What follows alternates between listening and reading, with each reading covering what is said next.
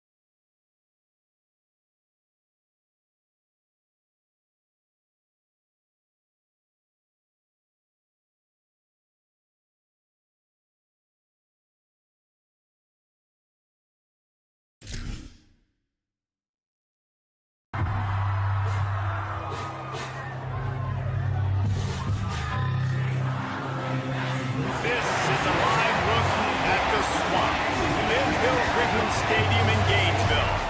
Today, conference bragging rights on the line in this SEC Big Ten clash. It's the Penn State Nittany Lions and the Florida Gators. Reese Davis, David Pollack, and Jesse Palmer with you. Holly Rowe down on the sidelines, and Holly, a little familiarity in this one. Guys, Florida has been through the gauntlet with coaches lately, trying to find some stability. They have a new opportunity here with a young up-and-coming coach in John Summerall. He has been a proven winner at all of the stops. Now he has an opportunity to turn the Gators around and bring them back to relevance in the SEC. Guys, back to you. Holly, thank you. Can't wait to see how this one unfolds. So the Penn State Nittany Lions kicker approaches the football, and the 2026 season is underway. He'll start the return inside his 5. He'll be stopped short of the 20-yard line on the return. They'll mark him at the 19. The Gators offense will have the football first. There's Tramel Jones Jr. A recruit this coaching staff really was much higher on than a lot of the services, and man, did that pay off as he won the job to start the season.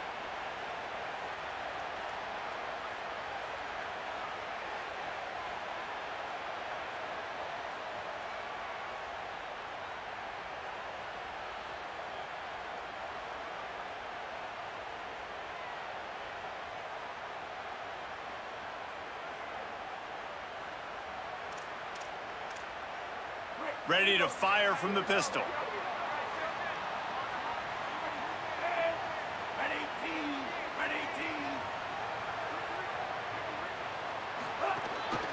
They'll start on the ground with Jaden Ball. Finds a little bit of space, gets 3 to the 22. Guys, let's chat about Florida. You start the season top 25.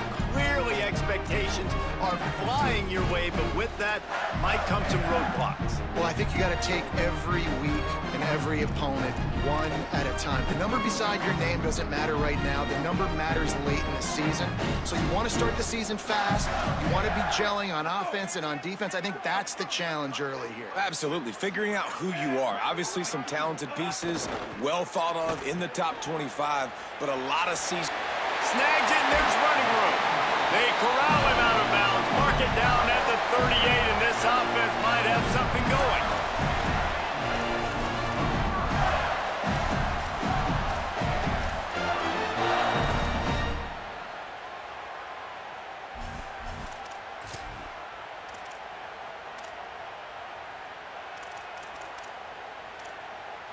It's 1st and 10 from the 38-yard line.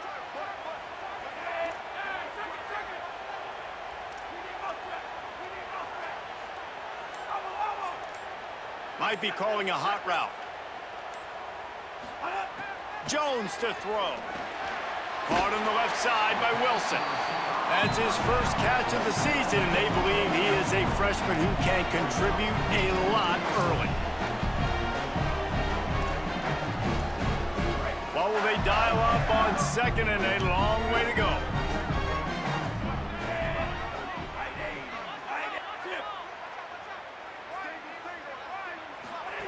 Back to pass. He stopped just short of midfield. They'll mark him out of bounds at the 48. Well, the short passing game is a great go-to for any offensive coordinator in the first quarter because it's reliable, but it also allows you to see how the defense is going to react and play. So this can certainly open things up later.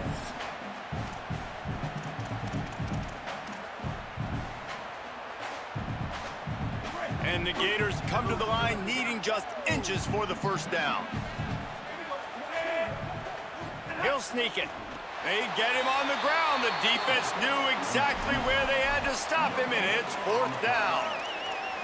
Man, I like the call. 3rd and inches, I feel like I can get a few inches. I just need to fall forward, but this defense more than ready. Look at this, guys. The offense appears to be going for it from their own side of the field. On 4th down, they'll try to throw it. Intercepted, and the first drive ends with a pick. Got room on the return. Touchdown, Penn State! A pick 6!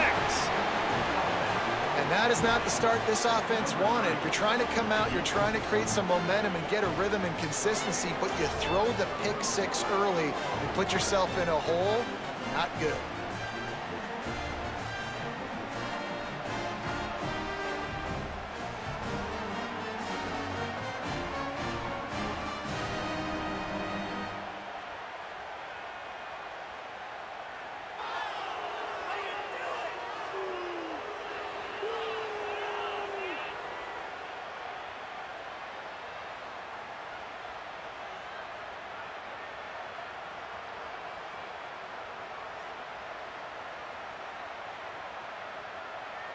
Getting ready for the extra point after the first score of the game. And the PAT makes it 7-0.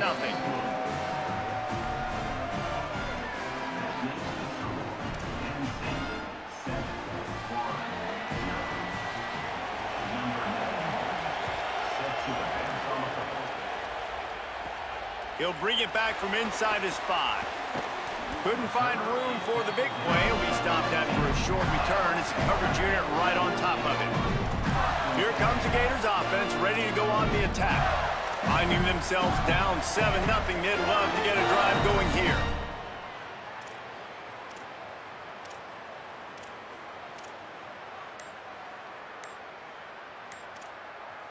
Good news, I guess. A lot of room to work with as they start this drive from their own 15. They'll start on the ground with Jaden Ball.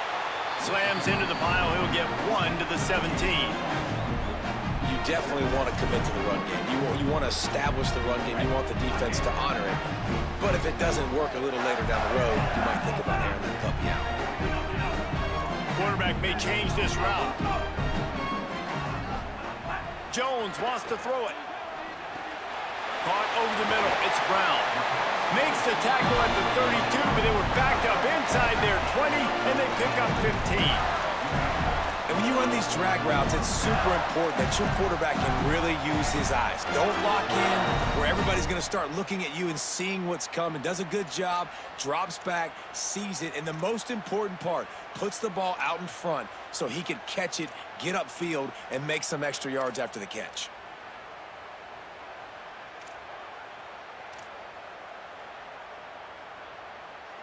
They'll snap this one from the 32. It's first down. He just couldn't hold his water long enough in the line of scrimmage. It'll be a penalty. The officials offer the deal, and the coach accepts it. They will take the penalty.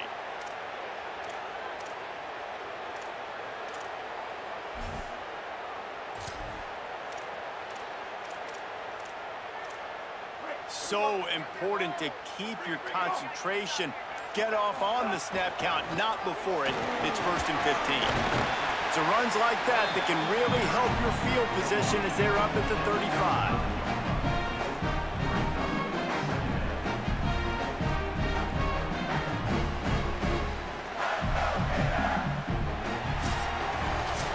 We've reached a break, and Penn State is on top. Let's take a look at the numbers through the first quarter.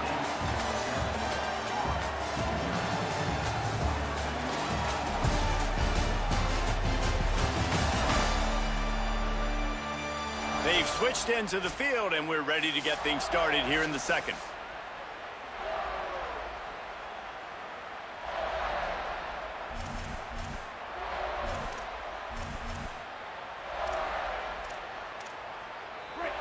Win with the running game on first down, now back at it.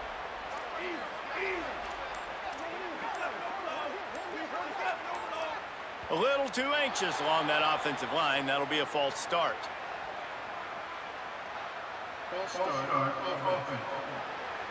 So the decision has been made, and the coach will take the penalty.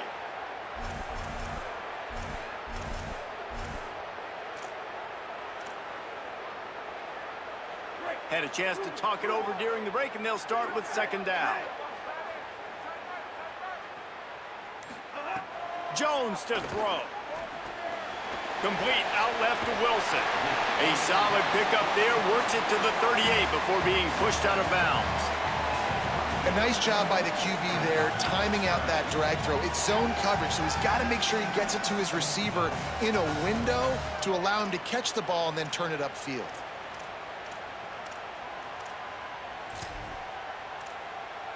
The Gators are at the line looking to convert on 3rd and short.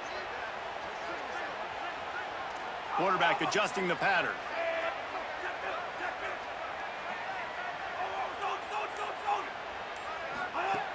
In the gun and looking to throw on 3rd down.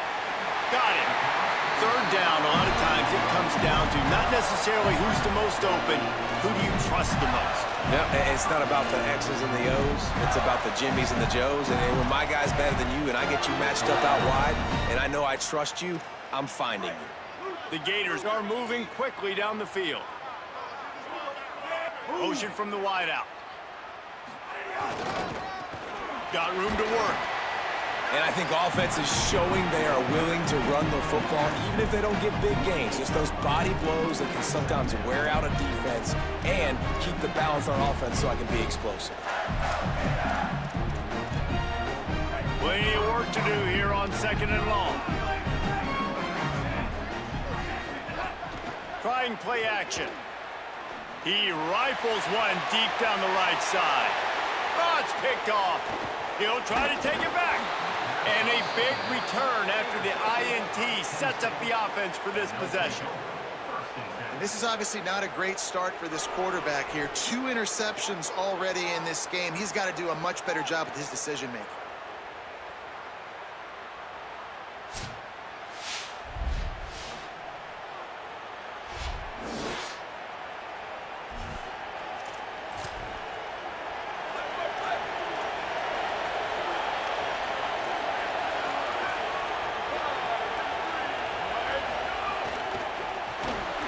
Completion, but nowhere to go as that defense reacted quickly. I'll tell you, I just don't like throwing wide receiver screens against press man coverage. Receivers are not great blockers, and they just couldn't get it done there, and as a result, the offense actually loses a couple of yards. Quickly out to the tight end. Stopped after a good pickup, and he'll be just a tad short of the 1st down. The noise is deafening, trying to make sure only the Gators get out of the swamp on 3rd down. That'll be enough for the 1st down as they stop him at the 43-yard line. The Nittany Lions come to the line with a fresh set of downs. We've reached the 2-minute timeout. We've got a tight one, and they'll try to build on the lead before going to the locker room. Now on 1st down from the 43-yard line. Dropping back, it's Beck. Working that left side now. Nice gain on that play, but leaves it a little short of the 1st down. And with that last grab coming up just short of the sticks, plenty of options here on 2nd and short. He locked up and held on to bring him down. And just a great job by the defense being stout, right? That's your job. Be stout up front, stuff in the run play, make them get in more passing situations, but do not let them run the football. That's 101. Stop the run first. The Gators are going to call their 1st timeout. Gives them a little time to dig deep in the play sheet and figure out what to do on 4th down. They'll have to settle for a field goal attempt. This whole play is going to see if this kicker can operate in a sea of noise. That thing would have hit a string in the middle of the uprights. Perfect. And now the lead is even bigger. How nice is it as a head coach to have a kicker like this? It makes these decisions on 4th down so much easier. Just trot him out there and let him stroke it through the uprights. Tackled and brought down at the 16-yard line after the return. The Gators sending the offense back to work. Getting late here in the 1st half, they'll have a chance to make this a 1-possession game.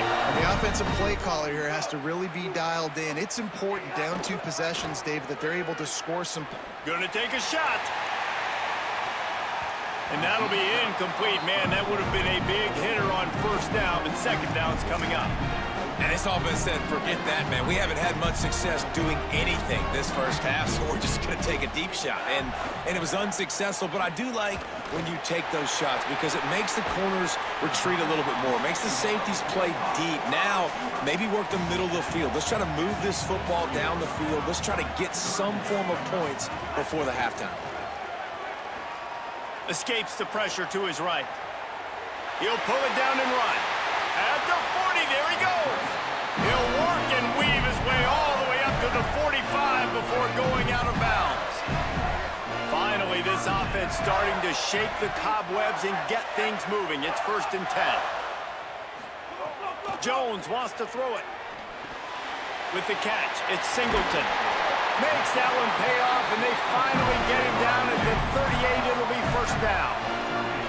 And the Gators headed quickly to the line. And that's why, as a former quarterback, man, I love these drag routes, because if you get the right coverage and it's man-to-man and someone gets picked or can't keep up with your receiver, you just put it out nicely in front of them, they're going to make the catch, and they're going to take it a long way. Really great execution. Nice job by the receiver creating separation. Beautiful throw out in front of the target.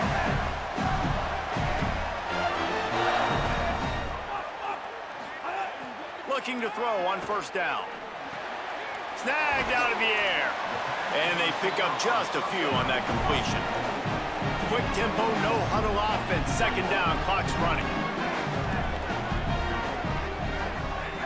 Looking to fire. Grabbed in the middle, it's Abrams. Runs it all the way down, almost to the 10. They'll mark him out of bounds at the 12. The Gators, after moving the sticks through the air, come to the line. Wants to throw on 1st down. Oh, he makes the catch. And he'll step out of bounds after a very productive play. Just a few seconds remaining here as they try to put something up before halftime.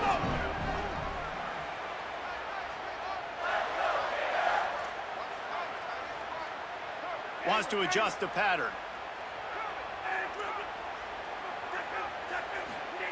They'll go to work in the air on 2nd down. It's incomplete. He was shooting for the end zone right there. That last incomplete pass has him staring at a 3rd and 3.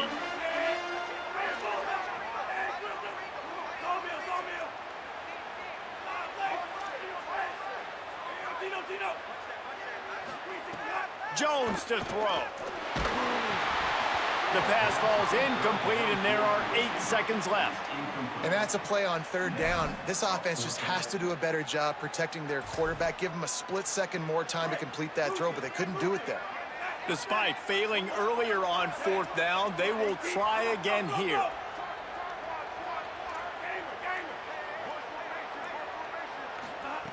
He'll try to throw and pick up the 1st down. He's got it. And a sure tackle after the completion, and he stopped short. And as we work our way toward halftime, timeout on the field.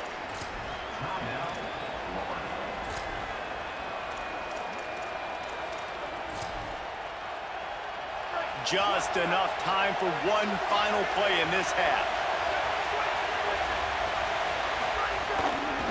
Running inside, it's Hansen.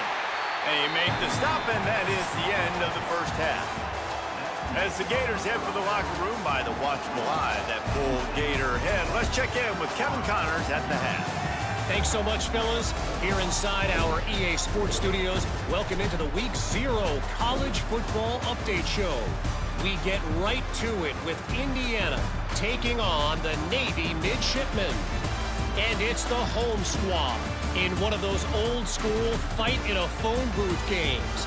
Neither team has been able to break out offensively, but it feels like the one that does will come away today with a signature win.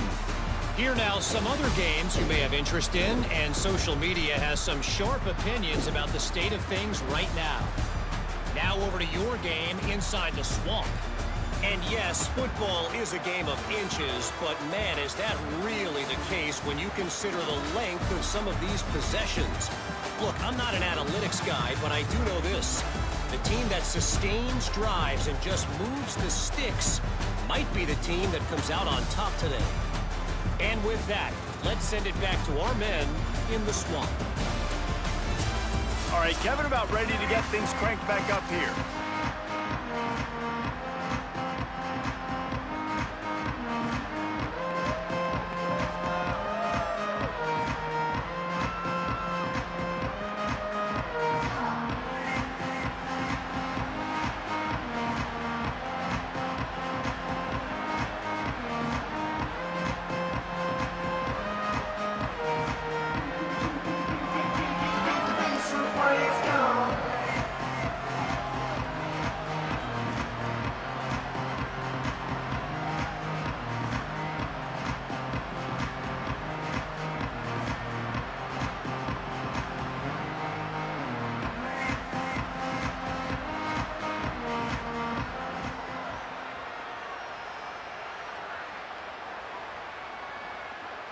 The Gators will kick it off to start the second half.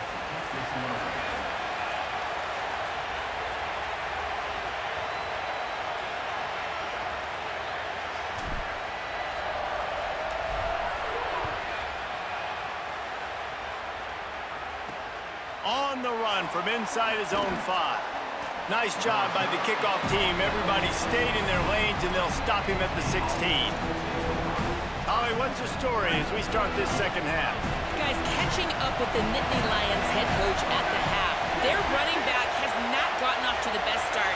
Listen, this is a big-time transfer, and they brought him in for a moment like this, but he has not gotten off to the start that they would like. However, the team's still up, but they expect more.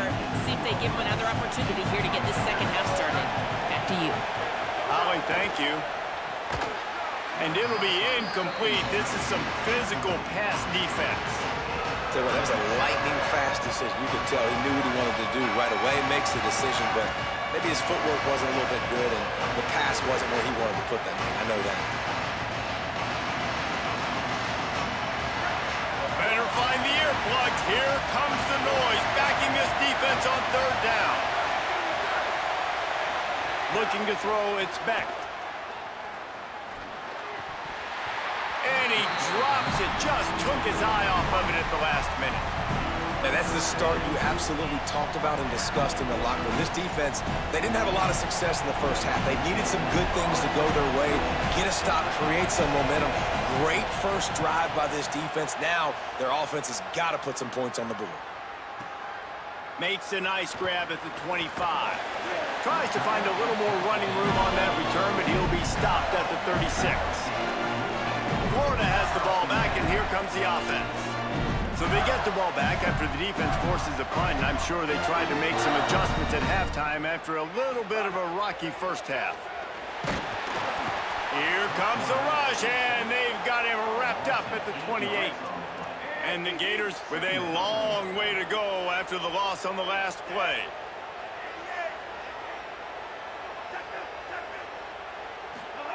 Second down, they'll go to the air. Unloads to the wideout. Makes a connection. He's brought down, stopped right at the 50-yard line. Now they'll try to cash in this drive. 1st and 10 from the 50. Wants to throw it again. That's caught. It's Abrams. He's brought down quickly. Minimal gain there. Still a bit short of the first down. The Gators racing to the line in a hurry up.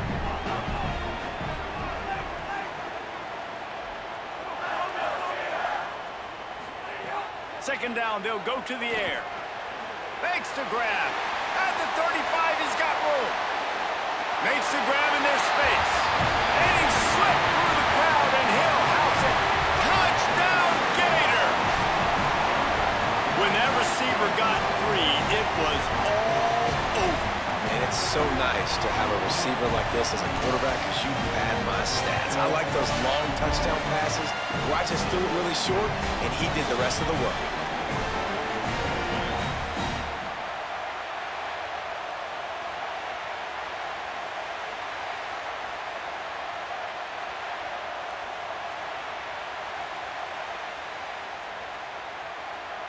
They'll try to tack one more on their score. And with the extra point, the lead is cut to 3. It's 10-7. Quick work on that scoring drive, just 4 plays. And the finisher coming courtesy of that touchdown toss from 45 yards out.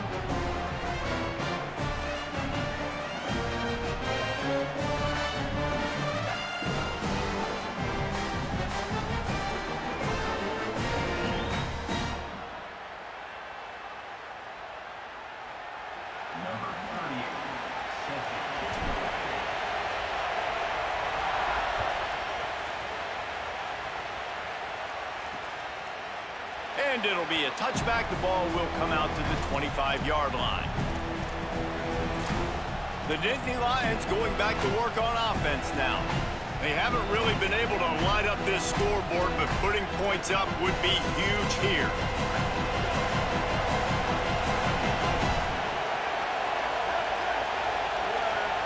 Tight end in motion, see how the D reacts. Here's James Peoples to begin the drive. These little gains can start to add up as he gets it up to the 34. It's got to feel good as an offense knowing that early in the drive you can turn around, hand it off, get a push up front, and go get positive yardage. Keeping it on the ground inside. It's Hansen. They bring him down, but not before he's able to pick up the first down. And it's going to be interesting to watch this defense, man, because obviously when you're trailing, and offenses can sometimes get conservative. That's 2 runs back-to-back. Do they get more aggressive and try to bring more guys near the line of scrimmage, not let them waste time, and try to get their offense the football back? Caught, and he's got room. And they explode on that one, and they've got it down to the 22. I love this type of play because it looks like a jet sweep. The defense, they're a bit confused pre-snap. They don't know who has the ball, and all of a sudden, that guy with his speed is in the second level of the defense before the defense even knows what. Touchdown, Nittany Lions! Nice catch and good work afterwards to get it into the end zone. It's so nice as a quarterback when it's not just your receivers that are dangerous after the catch. How about the yak ability by this tight end? He's a guy that can stretch the field. He can make DBs miss, and he's got speed. He is a generational talent. He's really helping out this offense.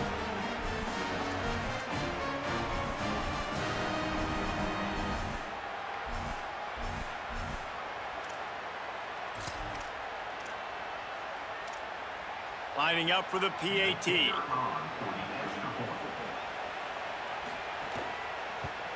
And with the extra point, they push the lead out a little further. Quick work on that scoring drive, just 4 plays. And the scoring play comes on a touchdown pass from 22 yards out.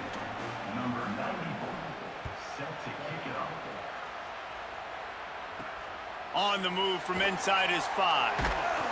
Really disciplined job by the coverage unit to get down there and make the stop at the 19. Here comes the Gators offense, ready to go on the attack. That deficit has now grown to double digits, down 17-7 as they start this drive.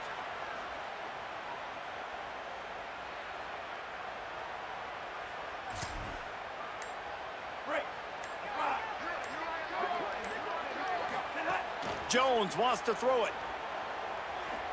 Going for the big play. And that one falls incomplete. They tried to go over the top on first down. Second down coming up. And man, this whole crowd has grown frustrated with what they've seen from this offense. I mean, they just haven't put drives together. They haven't been explosive. And another incompletion, and the clock is ticking.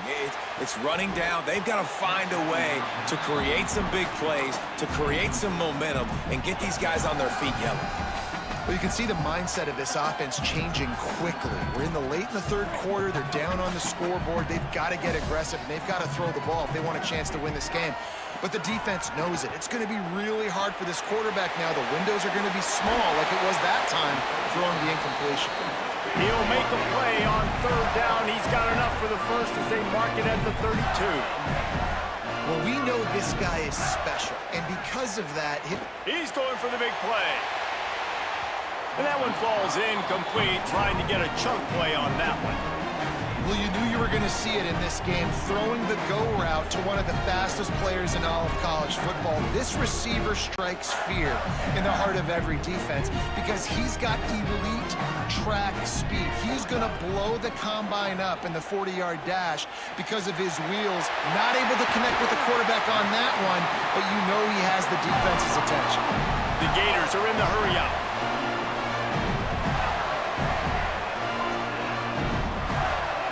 To the air on first down. Always a welcome play for the defense as they get a sack at the 47. A big play for the defense with the first down sack. Now, advantage D as the offense comes up on second down. And he was hit just as he released it, and it falls to the turf. All right, you've dug yourself a little bit of a hole offensively. You know you're going to have to throw it here in the second half. You're going to have to make sure, though, you do a better job up front with your pass pro. You got to keep your quarterback standing upright. On third and long, he'll need to loosen up that arm. Oh, they really could have used that catch there. Physical pass defense. It brings up a 4th down. And you got to expect this offense to go for it again here on 4th down, right? Obviously trailing, we're in the second half, but we saw them try to go for it on 4th down early. Didn't have any success. They've got to dial up a better play here. And the coverage team surrounding the ball. No chance for the return man to get in there on that one. The Nittany Lions will get things going as their offense heads out to the field. Last drive went for 6. We'll see if they can do it again. Opening play of this drive comes from the 13-yard line.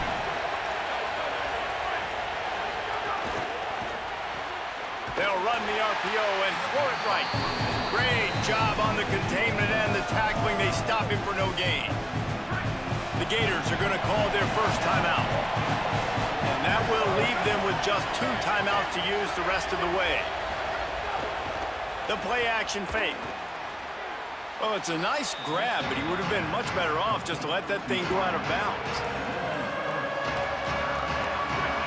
Listen to this crowd just shaking the girders of this place, trying to help their defense. Rushes on him. Finds his big tight end. At the 35, he's loose. And he's got enough for a 1st down. Now to see if they have enough time to snap it again here in the 3rd.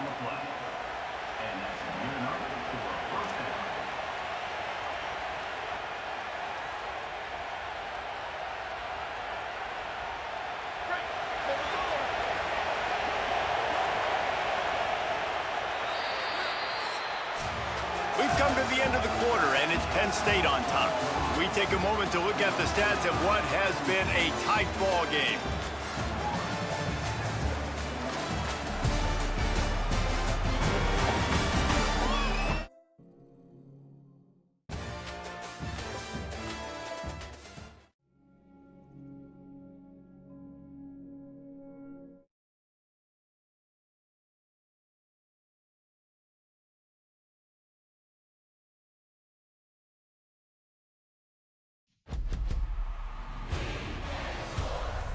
In the game. Go Rams, howdy toddy. EA Sports, it's in the game.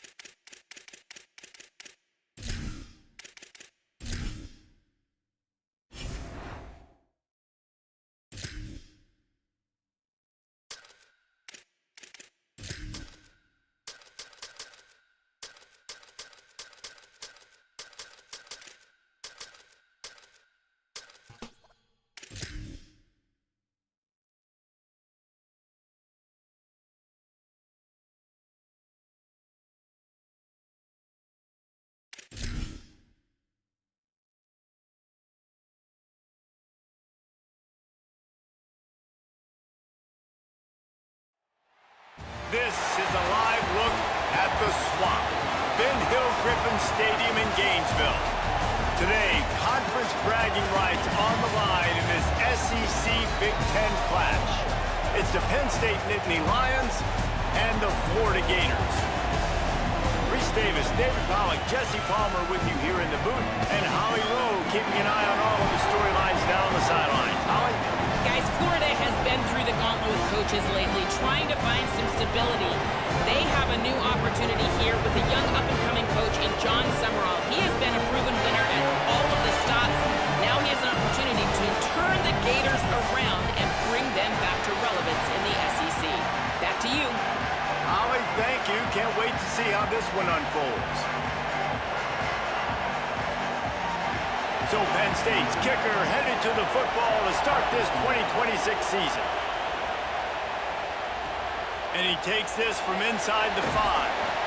Didn't find any crease in that kickoff coverage, and he'll be stopped at the 17. The Gators offense will go on the attack first. There's Tramell Jones Jr. His coaching staff blown away by how quickly he grasped the offense and won the starting job for the opener.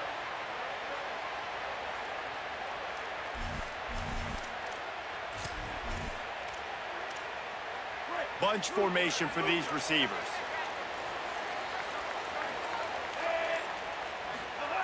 Jones to throw. Fires to the wideout. Caught on the left side by Wilson.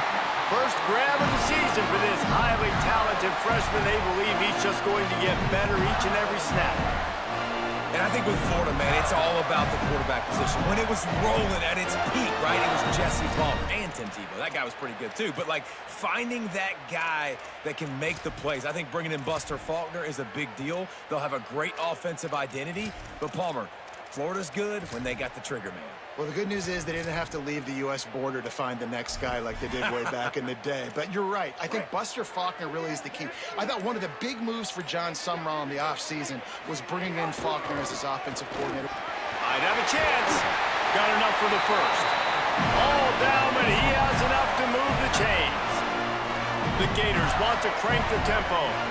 And the offense with a nice run, breaks off a little bit of run, gets a first down. Oh, and here they go again. First down, you've seen this. They like to go fast. Into enemy territory and out of bounds at the 41 after the good game there. The Gators have it with a 1st and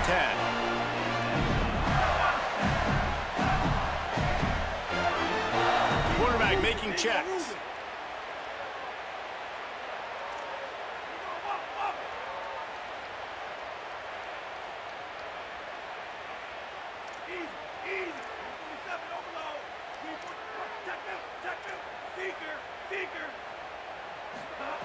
Looking to throw on 1st down.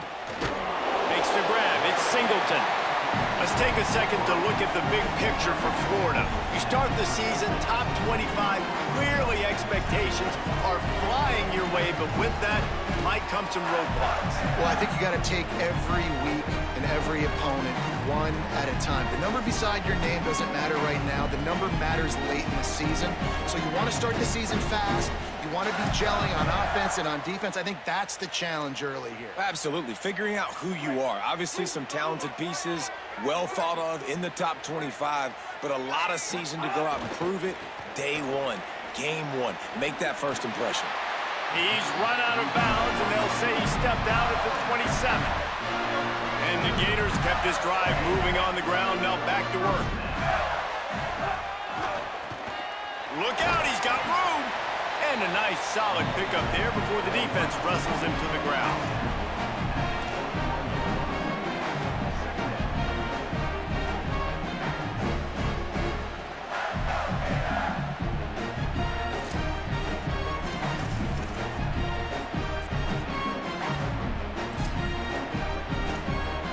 The Gators can play this second down a lot of ways with just a few yards to go. Running inside, it's Pryor. Could be an alley. And he's run out of bounds just short of the goal line, and they keep him out of the end zone for the moment. I'm amazed by this offense. This is how you set the tone for a game. Running, throwing on the opening drive, driving right down the field. You just run to set yourself up now in 1st and goal. They are feeling it.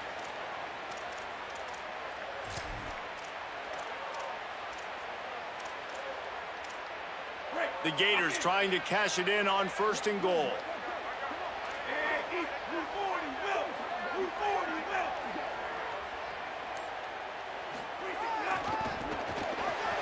He's trying to get it in. And he's in. Touchdown, Florida. What an exciting way to start this season. This offense had a plan. They knew who they wanted to be, but you had to come out and execute it. And that was a beautiful first drive, creating some momentum, not only for this offense, but for this squad to start the season.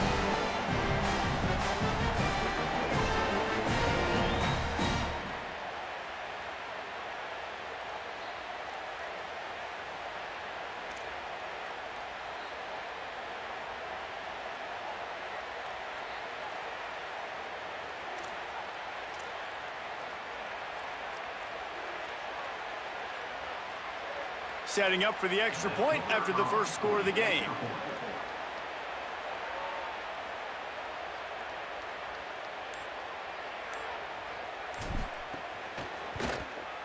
And the PAT makes it 7-0. They go 83 yards on the drive and finish the deal with the short touchdown run from the 2.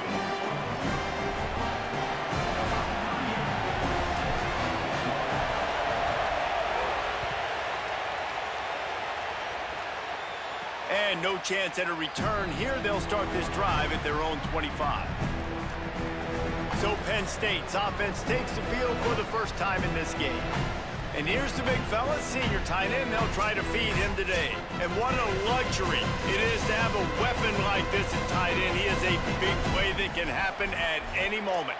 And guys, we just know, and we kind of laugh about it. When we talk about this team, you know you're going to get a tight end. Like, you just know you're going to get a big, strong, athletic guy in matchups. It was no different watching tape this week. In this offense, they found a great one, not surprisingly, Palmer, because it seems like they do it every single year. And on offense, they're smart, right? I mean, it goes through the tight end. In the passing attack, that's oftentimes where the quarterback's going to be looking first, and we see that all the time. And so it's no surprise they've been able to reload this position and stock it up. You're going to see multiple tight ends in formations today, and they are going to attack this defense vertically down the field, throwing to what has always been their best position. Back to throw, it's Beck.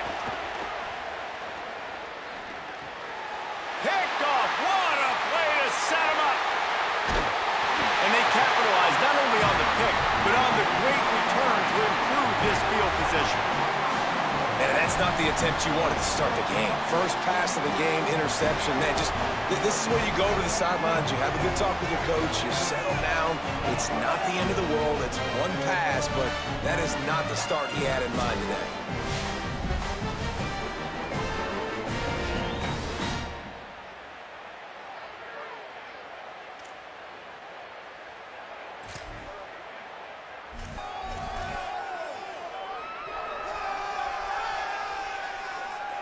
Florida has the ball back, and here comes the offense. And they'll start this drive off in business. 1st and goal from the 9. The offense threatening, close to the end zone now with a new set of downs. They'll go to the air. Got it.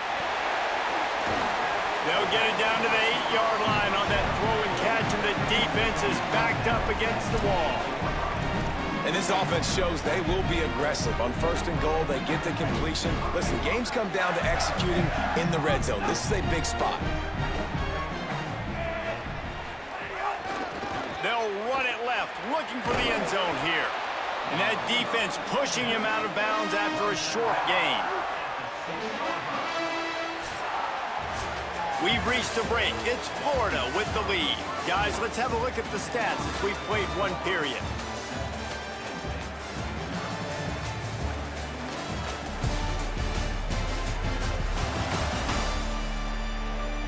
Now to see if these guys can get back in the game as we open the second quarter.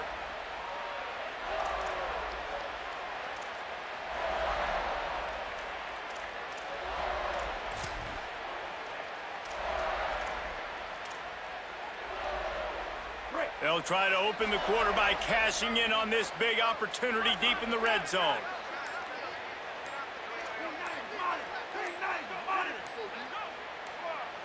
So they were getting up against the play clock, and they don't want the penalty. They'll take the timeout here. And they'll have 2 left to work with here in the first half.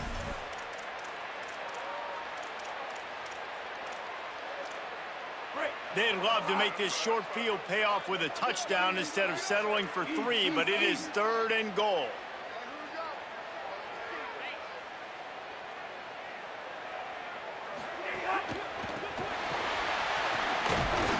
Defense coming up with a huge stop, perhaps to force a field goal that would make it a 2-possession game. Here comes the field goal unit.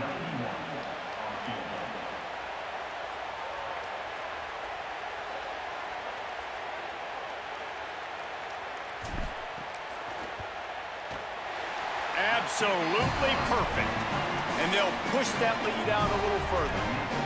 And you want a touchdown and you want to be aggressive, but man, right down the middle, that obviously gives me some confidence down the road that I can trust this guy.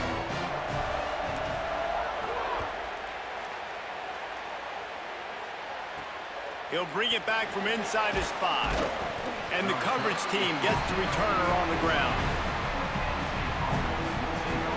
Penn State sends the offense back onto the field. They really need to find a way to generate some kind of offense down 10-0.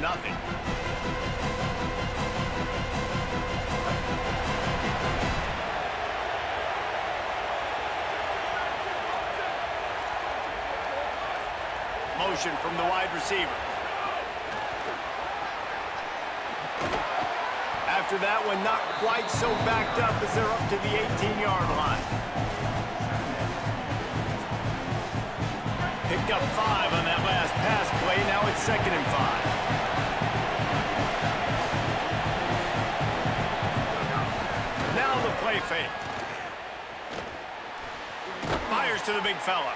They knock him down, but he's got enough to get it across the line and pick up the first down. New set of downs after the completion.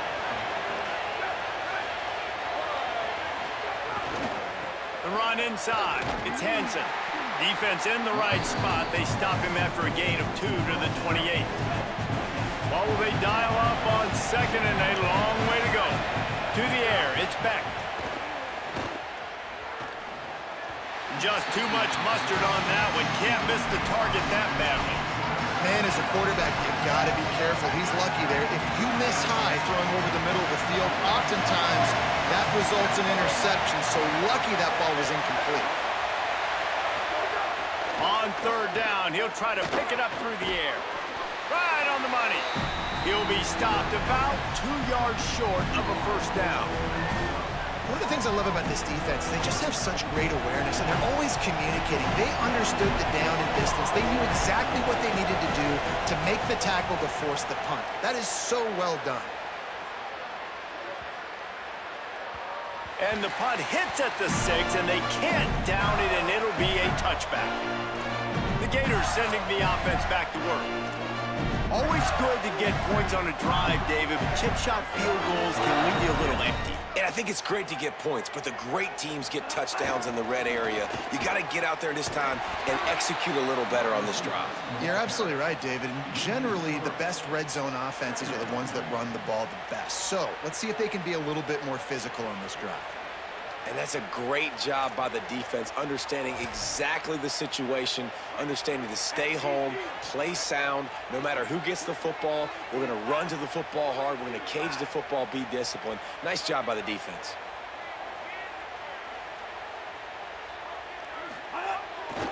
Here's a give the ball. Makes him talk to the hand. And he's able to shed 1 tackle and pick up pretty good yardage.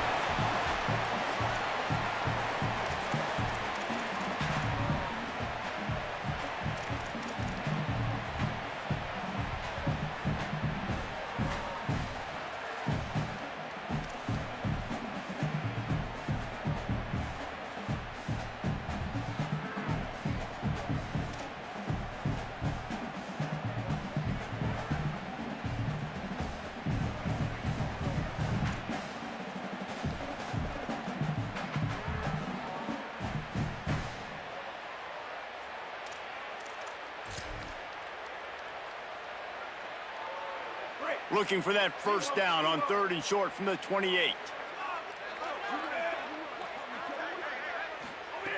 Jones wants to throw it. He's going for it all.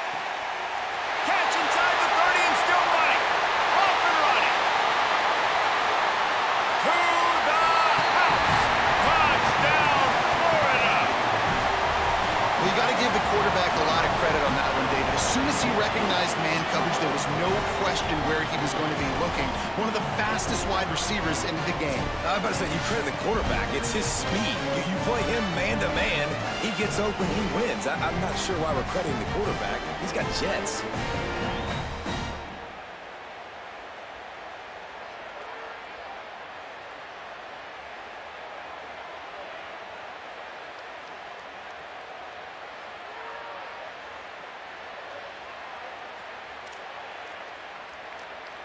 They'll try to add another to their lead.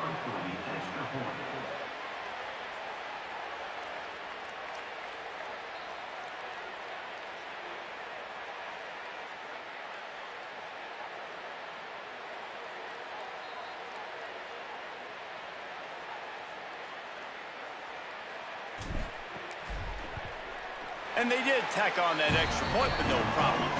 Quick strike offense on that 3-play scoring drive. And they close it in style with a 72-yard pass to the house. He'll bring it out. It's Wallace. That gamble did not pay off as they bring him down at the 12-yard line. Penn State's offense comes onto the field ready to start the drive. Boy, they've been caught in a buzzsaw here in the first half, but maybe a chance to carry some momentum into the break here. It all comes down to this drive right here, Reese. Obviously, this offense hasn't had everything go right for them in the first half, but here's an opportunity, David, to execute some plays, put some throws together, and generate some points. And you're right, Jesse, and this offense needs to start now. Like, we got to get some points on the board, create some momentum, and continue it, because you've dug yourself a significant hole. Looks as if he's going to run it. And they'll stop him after a minimal pickup. Pinned just inside their own 20. They need to convert on 3rd and short. Back to pass. It's Beck. Complete. Ran through the tackle, and he's got room to run. He steps out of bounds, but it will be enough for a first down. And there's finally a bright spot for this offense in the passing game, completing that on 3rd down. I know we're in the second quarter. They're trailing by a lot, but you need something positive to happen here to build some momentum. Maybe they can build on that, drive the field, score some points before going in here at halftime, and get a little juju going. Give him a pickup of 2, now 2nd and 8. The Nittany will hustle to the line. And nice job being gap sound by this defense. And here you go. Watch what this offense does. They'll get right back on the ball, and they'll go really quick, so you got to be prepared. Timeout taken here by the Nittany Lions. That'll be their first. They'll have 2 left to work with before the half. Looking downfield on 1st down. Somehow fits it into a host of defenders. Penn State will spend its 2nd timeout. And they'll still have 1 in their pocket for what's left in this first half. Back to pass. Quickly out on the screen to the wide receiver. He's brought down, but he went backwards after that completion, not the way they had it drawn up. Clock is stopped. Florida has called a timeout. It's 2nd. And they'll still have 1 in their pocket for what's left in this first half. Ball is at the 41 as this defense tries to force the punt on 3rd and long. Looking to throw, and he needs a bunch. Lofts one deep down the right side. And they can't hook up on the big play, and that brings up a 4th down. Well, at this juncture in the game, with how the scoreboard looks, no question this offense is going to have to throw to get back in the game, and it's going to be tricky now because the defense is expecting it. You're going to throw into a lot of big zone coverages with everybody's eyes on the quarterback. Not going to be easy. Dude, how about that boom? I mean, you talk about power. That dude just booted that thing halfway across the field, completely flipping the field position and getting it down inside the 10. That is a nice job by that punter. And some room to work. Good gain there. Picks up the first down, and now maybe this offense attacks before the half. Timeout now called by the the Gators, that's their last one. And they won't be able to stop the clock again for the remainder of this half. This offense tries to get rolling from its own 15 on first down. Jones to throw. Can't quite make the connection there. Might have let him a little too much.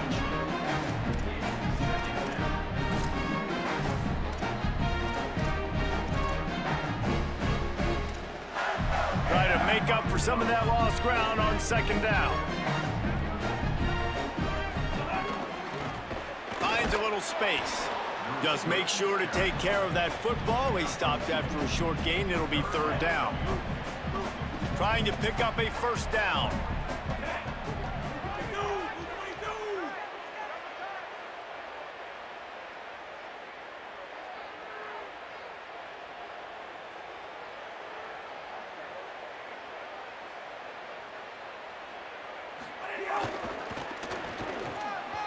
There's some room. He goes out of bounds just short of the 30 at the 29-yard line, and when you're backed up, execution like that at a premium. As the Gators head for the locker room by the watchful eye, that full Gator head. Let's check in with Kevin Connors at the half.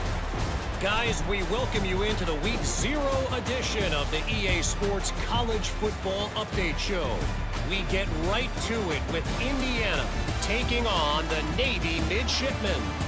And it's the home squad engaging in some real trench warfare today. Inches are hard to come by, let alone first downs. A tight tactical game where just about anything could happen. Here now, some other games you may have interest in, and social media has some sharp opinions about the state of things right now. Now over to your game inside the swamp. This team is on top right now thanks in large part to the play of that burner on the outside. It's like he has glue on his hands, catching every ball that comes his way, and he's helped build this halftime advantage. And with that, let's send it back to our men in the swamp.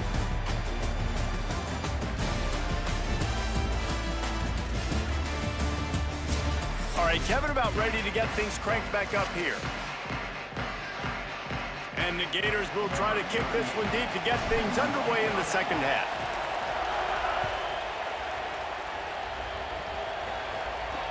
And he'll bring it back. He was looking for some running room, but not much to be found as he stopped at the 18. Holly, what did you find out coming from the locker room? I caught up with the Penn State head coach coming out of the locker room. Coach is understandably frustrated right now. They brought this running back in for big-time performances like this, but he has struggled turning over the ball, trailing here in this game. They have got to get a more steady performance from their running back in this moment. See how he starts the second half, and I'll keep you posted down here on the field. Back to you. We'll keep an eye on that, Holly. That's not how you want to start a drive. On the very first play, you give up a sack and you lose a ton of yards. Quarterback, you've got to know, just throw the ball away, know when the play is over. Wide receiver going in motion. Looking for a man. It's Beck. Makes the grab. Boy, that was a precision play all the way around. Throw, catch, tackle, bang, bang, bang.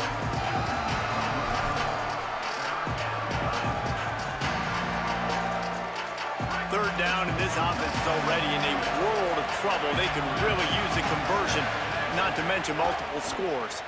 The screen, he's got wheels. They stop him short, and we'll have a big fourth down coming. Nice job by the defense there on third and long, just sitting back and keeping everything in front of them. They give up an easy completion, but because they were able to rally and make the tackle, now they set up fourth. Here's the return.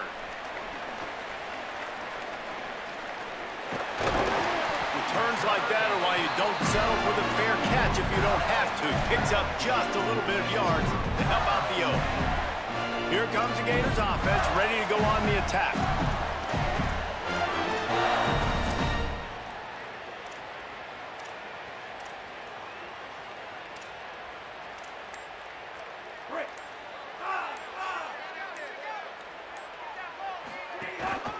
They'll start on the ground with Jaden Ball.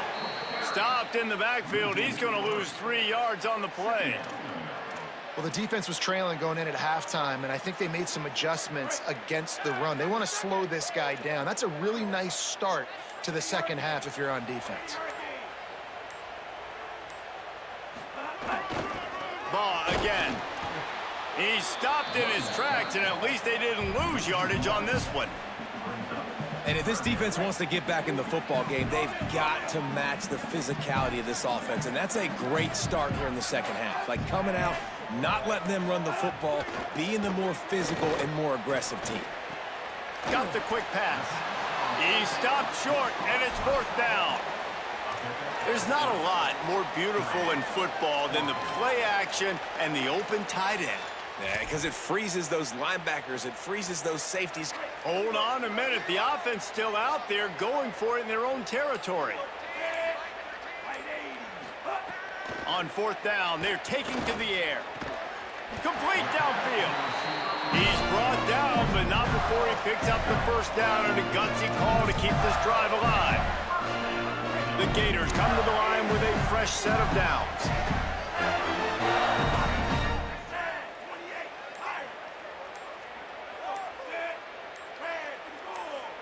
Play clock was getting close to 0, and they have to burn a timeout. And that will leave them with just 2 timeouts to use the rest of the way. They go to the Wildcat here, looking to take advantage of that extra blocker. Motion from the back. On the direct snap, it's Jones. Nowhere to go on that one. It'll bring up 2nd and 10. We thought we'd see a little Wildcat formation in this spot, and here it is.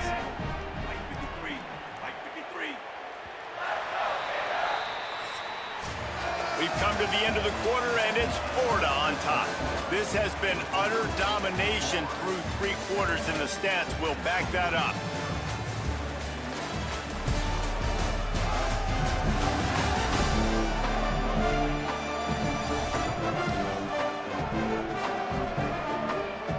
Just about ready to go in the 4th, and we'll see if any drama can be mustered.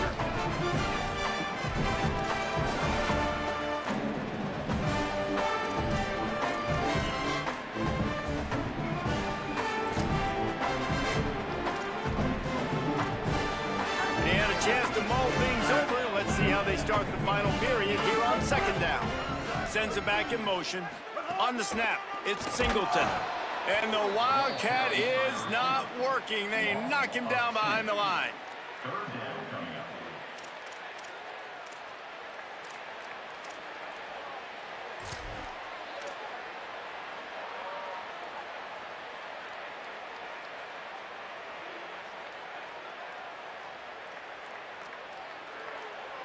They've got to come up with a big play on this 3rd and long. Jones wants to throw it. He's got his man. Brought down at the 37-yard line, and this defense denies them on 3rd down. And that's really good tackling by this defense, man. 3rd down, understanding the sticks. And what you got to do is break on the football. That drag route comes open. He sees him. He throws it. Man, it does not stay open long because they break on the football with great tackling and force the 4th down. He'll try to throw and pick up the 1st down. Unloads to the right. Picked off to stop the threat. And that's why as quarterbacks, you cannot telegraph the pass. You cannot stare down your receivers because these defenders, they're watching it. And that defender knew exactly where the QB was going with that football, and that's why he picked it off. Wants to throw on 1st down off the play fake. He puts a lot of air under it down the sideline. He's got it on the right. What a play all the way inside the 30. They'll mark it at the 29.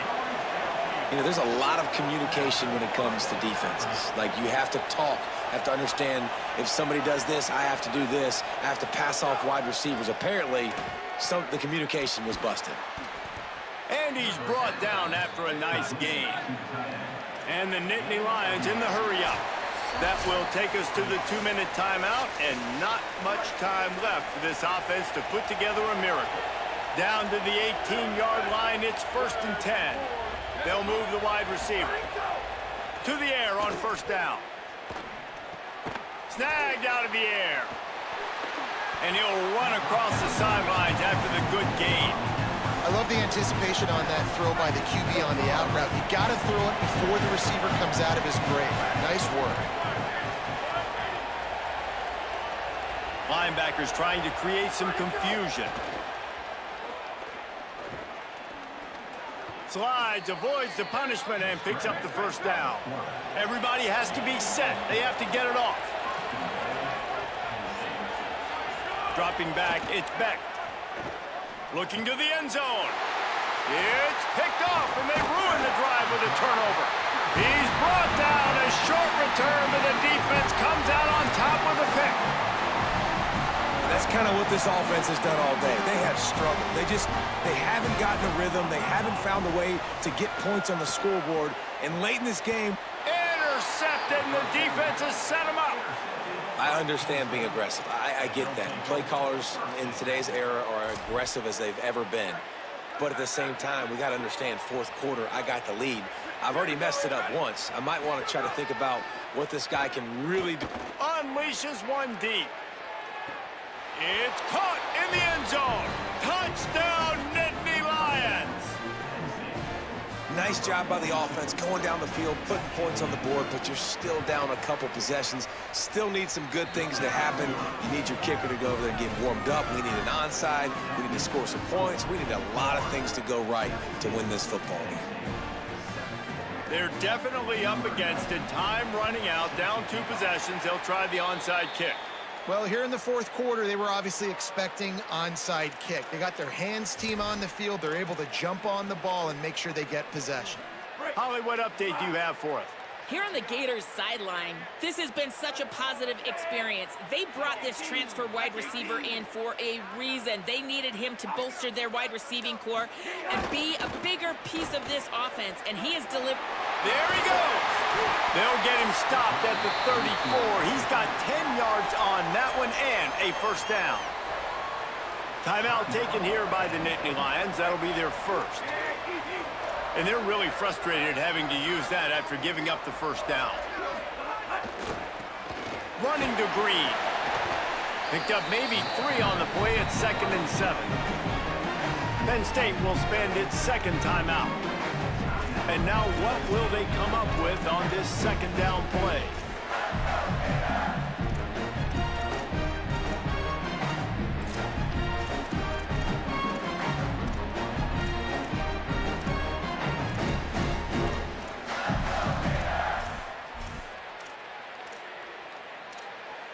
At this point, the defense has little choice but to sell out to stop the run on 2nd and 7. Several defenders get an assist on that tackle. The Nittany Lions decide to spend their third and final timeout. They'll take a moment to gather their thoughts and put together a plan for this third down play. Now facing a 3rd and long. Motion from the wideout.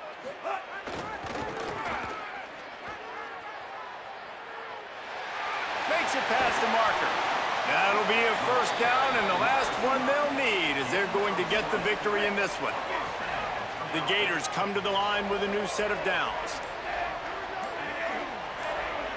Tight end in motion, see how the D reacts.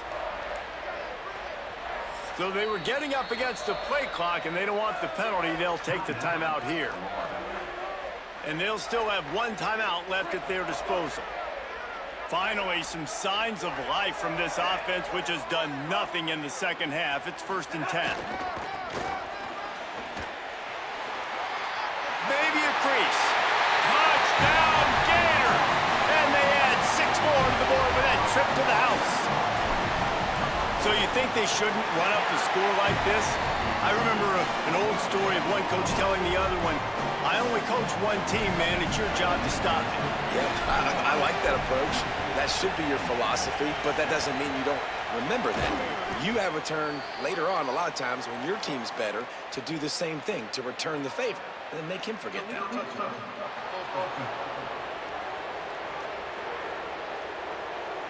The officials offer the deal, and the coach accepts it. They will take the penalty. This offense has it with really good field position. To the air, it's Beck. Going for it all. And they couldn't connect on the deep shot. Let's see if things get worse. There's a flag on the field. Which way is this going to go?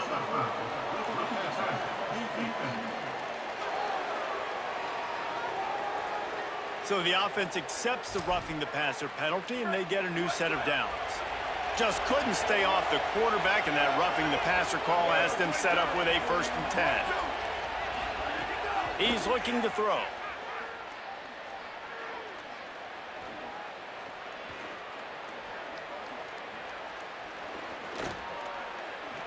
Here's a heat. Pressure's there, and he lets it go. Man, do I love being a defensive lineman in games like today when you know you got to go get the quarterback. Like, they're down on the other side. They have to throw the football. Only chance they have to get back in. I'm playing the pass every time, pinning my ears back and going to get the quarterback. And that is how we will wrap this one up. Both of these teams are high-caliber squads, but it sort of felt as if these guys had something to prove today, and man, did they go out and do it. Man, they proved it, and they proved they were better. They thought they were better coming in. We were talking to them that they had a lot of confidence. They said, we're not ranked as high as we should be, and now they just showed the whole world. This squad is for real. We're going to be discussing them in the playoffs in the future, and they made a statement today, Palmer. Yeah, that's the thing, David. To me, after watching that absolute beatdown, you can't help but think to yourself, this is a college football playoff caliber team. If they play like that, moving forward, if they put their A game together in all 3 phases, this is a team we're going to be talking about very, very late in the season. That's going to do it for us here. For David Pollack, Jesse Palmer, and Holly Rowe, I'm Reese Davis. This has been a presentation of EA Sports College Football.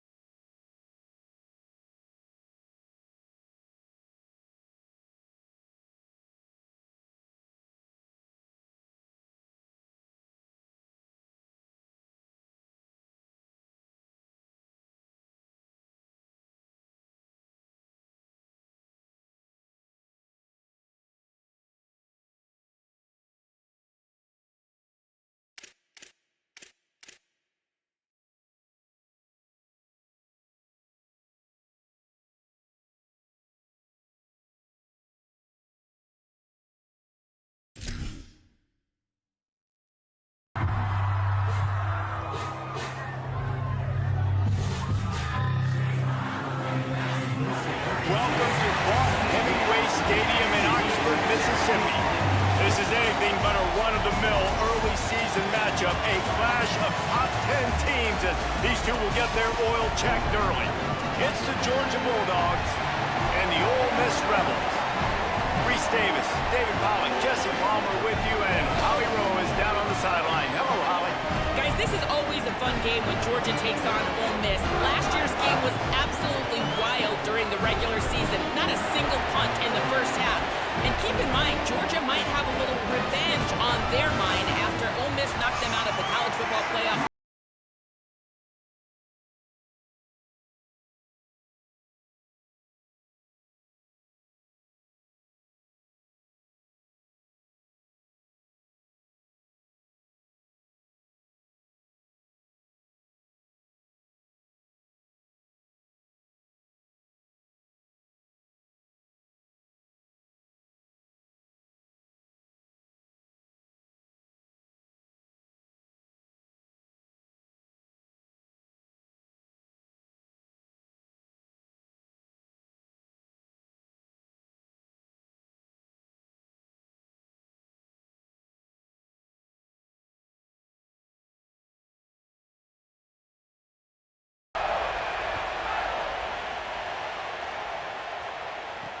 He'll start the return inside his 5.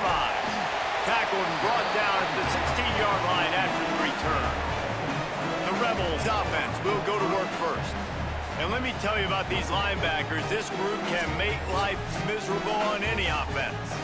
And that matchup with this running back versus these linebackers is a lot of fun. And, David, one thing talking to the defense this week is that they take pride in stopping the run. And these linebackers told us in meetings, this guy has not seen a defense like us, and they definitely have not played a linebacking unit as athletic as we are. We are looking to make a statement in this one by shutting this guy down. And I love the confidence of the young guys, and I love the confidence of this defense, and they got some swag. But make no mistake, this running back is good, and this might be the best guy that they've seen. So can he make plays? Can he make those guys miss and still be the engine of this offense? We've got a tremendous matchup today. Yeah, and you don't see that often, right? This guy is elite. He's one of the best in the business. This is what he does for a living, obviously. That's why he gets paid millions of dollars. Yes, NIL is real. So I don't expect many misses from this guy like that.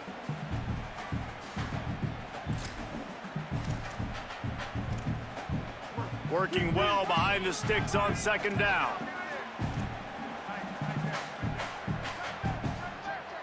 Wide receiver comes in motion. Wants to fire on second down. With the catch, it's Haas. And the defense had that one well covered, just a short gain there. The Rebels are in the hurry-up.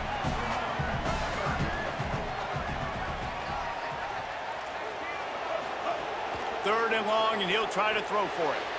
They've got the screen set up. Hit and brought down right at the line of scrimmage. And I love linebackers, man, that just have a nose for the football, an absolute feel. Great job not losing vision, feeling the running back start to come out of the backfield to catch the football, and then doing the most important part. Probably the hardest, too, getting him on the ground. Fields the punt and looking for daylight. That nifty return sets up the offense and negates some of the yardage on the punt. The Bulldogs offense will now get its first chance with the football. And here is the dangerous Taylon Taylor. He'll try to get his college career off and running, highly touted prospect trying to live up to his billing.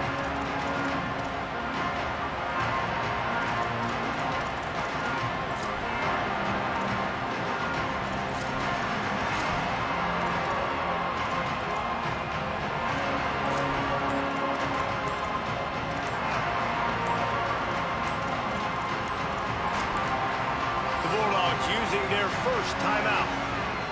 After using an early one, 2 left for them to spend.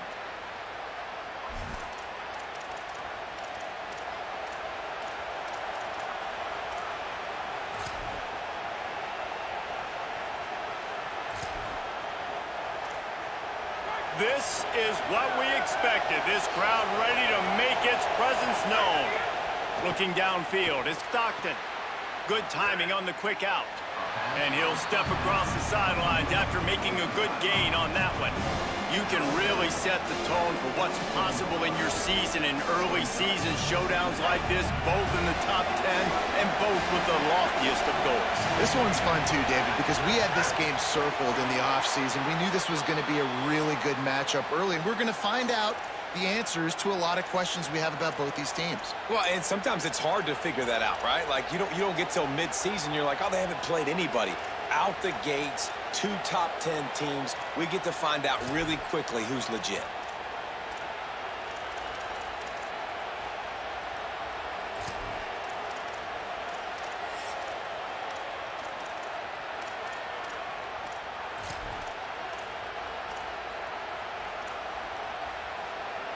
They'll line up right at the 48-yard line on 1st and 10. Handoff for Frazier. Surged ahead for a couple there. It'll be 2nd and 8. And the defense doing a great job committing to the run. When you commit to the run like this, obviously you can give up some plays in the passing game, but you got to stop the run first. After picking up a couple at 2nd and 8. Quarterback making adjustments. Looking to fire.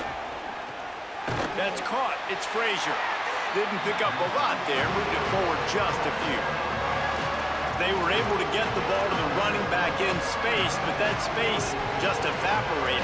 And a great job by the defense, man. It's tough to get those guys on the ground. They're so used to having the football as running backs and making plays and being dynamic. So usually one guy not going to get into the ground. You want many guys swarming to the football, trying to get that elusive guy on the ground.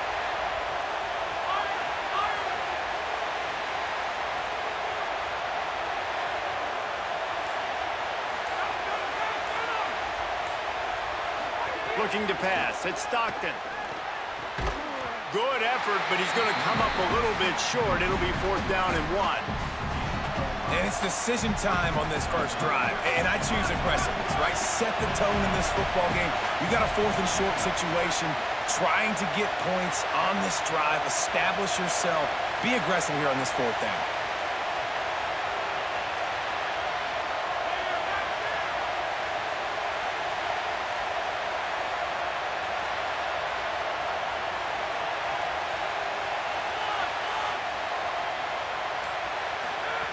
On 4th down, looking for the completion. He's got it, 1st down and more. He's got enough for the 1st down, and they roll the dice and convert to keep this drive going. Oh, and I love that play call on 4th down. You know, the entire defense was zoning in on that running back, thinking he was maybe going to get a handoff, but they're able to sneak and leak him out of the backfield. Behind the defense, he makes the catch and keeps the drive alive.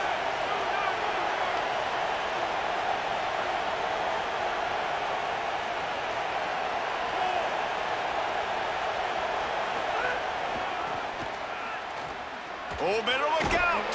And he'll be out of bounds on what turns out to be the final play of the 1st quarter.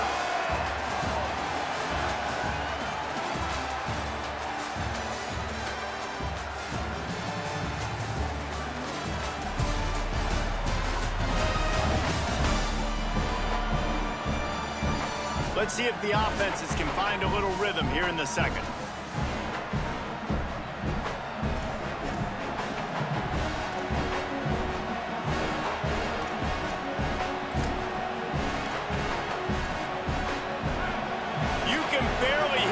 Thinking here as they're trying to get this defense off to a good start. Pocket breaking down. Missed his receiver there. It's incomplete. Well, I know that one falls incomplete, but as the head coach, you got to still love what you've seen from your quarterback early in this game. He's been accurate, in a great rhythm. To start the game 4 for 5, it's pretty good.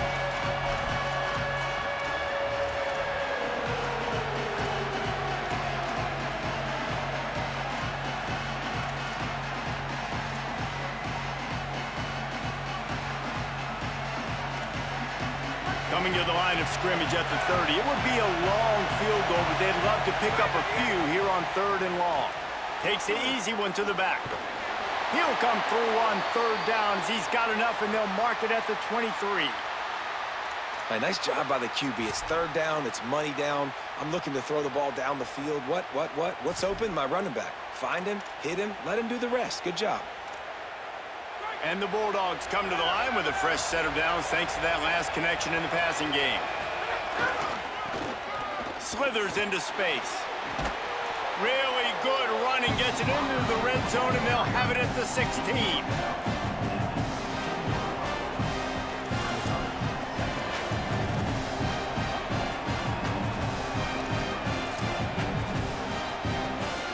The Bulldogs can really attack on this second and short.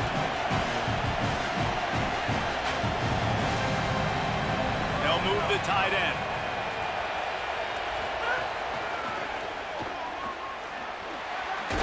Pulled down at the 11-yard line as they inch closer and closer to pay dirt.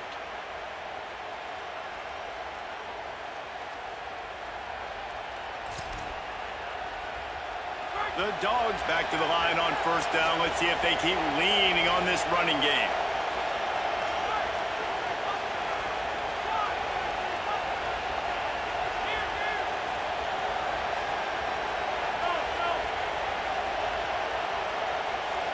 The offense changing the play. Handoff, Frazier running left.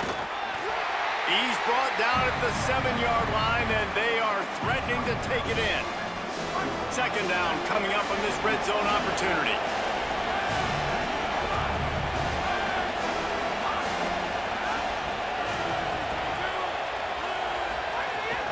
They'll go right back to the run. And he'll step into the end zone. Touchdown, Georgia! Well, this running back can beat you with a lot of tools. He's got speed, he can shake you, he can spin away, and now he shows you the stiff arm. That was lethal before walking into the end zone. And the extra point makes it 7-0.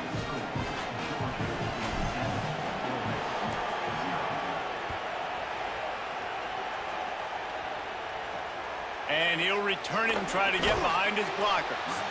And the coverage team able to wrestle him down. So the Rebels come out to get this drive started. They didn't get much done the last time they had it, and to punt it away from deep in their own territory, hoping this drive will be more productive. Keeping it on the ground inside. It's Lacey. And makes the tackle at the 23 after he got 10. And the Rebels want to move quickly. And how about that? Right after they get the explosive play running the ball, they're going right back to the line of scrimmage for some tempo. He's going for the big play. Makes the grab right down the middle. And they pick up a better than 30 yards on that completion before the defense brings him down. That last play is the kind of thing the offense can really build some momentum on, and now they've got it 1st and 10 outside the 40. And he got 5 yards on the play, 2nd and 5 coming. Halfway there on 1st down, it's 2nd and 5. Got it behind the line. It's Hobbs. He's there to make the stop, and they threw it in reverse, losing yardage on that play. Timeout on the field, and that's the second call by Georgia. The brain trust getting thoughts together for this big 3rd down coming up. On 3rd and long, he's going to have to throw for it. Unloads to the wideout. Grabbed in the middle. It's Hobbs.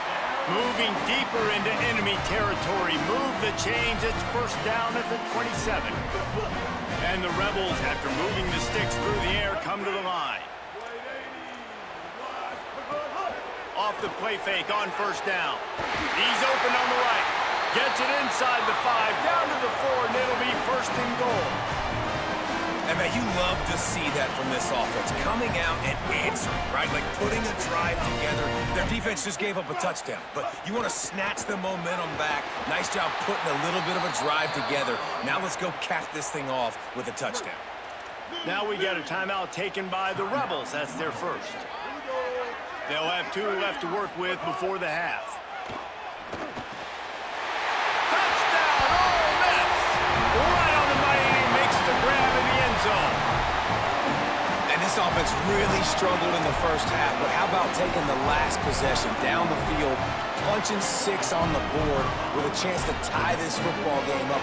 Low scoring, but nice job finishing this half with a touchdown. And he tacked on the extra point.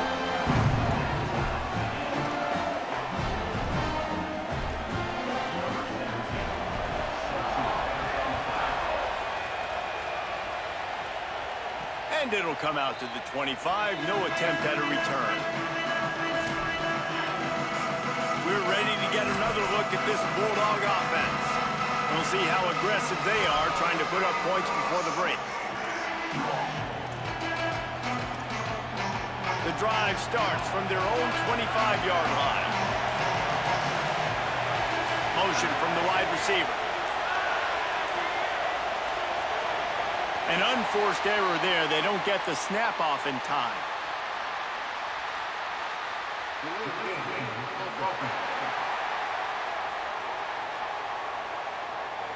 That is a completely avoidable penalty. The quarterback just went into brain lock and lost track of the play clock.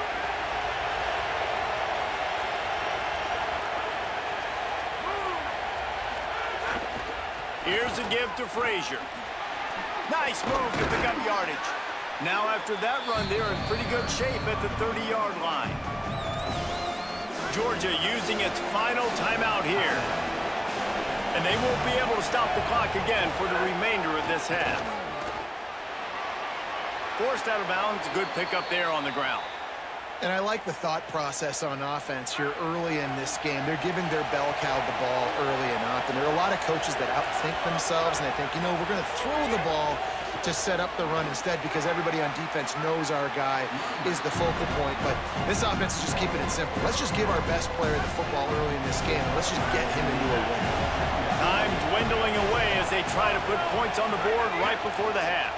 Handoff, Frazier running left. And they're going to lose yardage there. The defense completely owning the front. You just need more from your offensive line. Second and short like that, you'd love to be able to fire off the ball and pick that up running it. But the defense was able to get penetration. They were able to get a stop. And now you set up third down. And this offensive line is going to have to play a lot better here. Out of bounds at the 49-yard line, but not before getting it into opponent territory. One more snap coming before halftime. Handoff for Frazier. He's knocked out of bounds at the 42. Solid pickup on that one. And winning first downs is a priority for a defense, and you can't get bludgeoned. You can't get physically beat at the point of attack. You know the percentages. It's usually pretty good on first down that they're going to run the football. So them getting that big chunk, getting in second and short, not a good job by this defense. No good. And after the missed field goal, guys, we are still locked up. And they head to the locker room, 2 quarters in the books, and time for us now to check in with Kevin Connors in our EA Sports College Football studio with scores from around the country. Guys, week 1, the start of a brand new season, and it's our pleasure to welcome you into the EA Sports College Football Update Show. We begin our wraparound with Clemson taking on the Georgia Southern Eagles.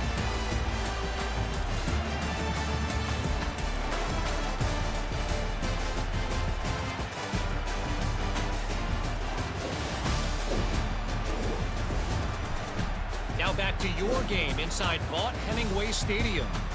The numbers sometimes can be telling, but I'm not sure how to view these stats and get a great read on the game so far. I do know this. The team that does a better job of taking care of the ball in the second half has the best chance of coming out on top. With that said, let's send it back to the guys at Vaught Hemingway.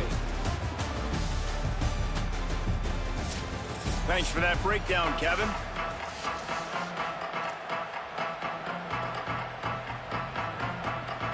They're lined up and ready to kick off this second half.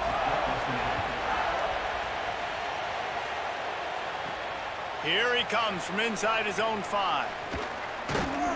He'll be stopped just short of the 25-yard line. They'll mark it at the 24, and good work by the coverage unit.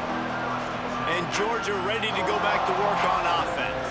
First drive of the second half, always fun to watch. You see what type of tweaks were made at the half, especially especially when you're locked up in a ball game like this one. Yeah, and it's been a good game. I mean, it's been a little bit of back and forth and a feeling out process. And now once you get in the second half, who's going to get aggressive, Palmer? Who's going to take some shots, try to make some plays, and really go for it? Yeah, it's interesting. I think as play callers right now, you learn a lot about these coaching staffs with respect to who does make the best adjustments. There's a lot of coaches that believe we're just going to be who we are. We're going to keep doing what we do. We're just going to do it better. But then there are others that tweak things a little bit on offense and on defense. We're going to find out here.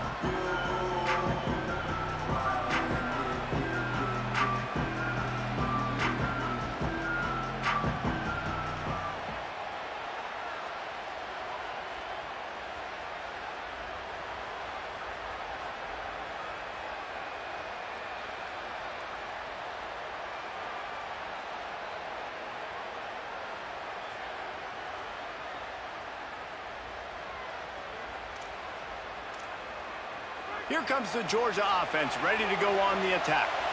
And points have been hard to come by in this one. They'll try to put together a drive.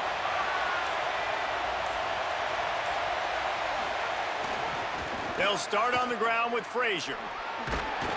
Crosses the 30 to the 31, a 6-yard gain. You want to make play calling easy for an offensive coordinator? Run the ball like that every play. I mean, when you can run that on first down and set up a short yardage on second down, it makes play calling easy. Every single call on that sheet is available here on second down. Frazier again.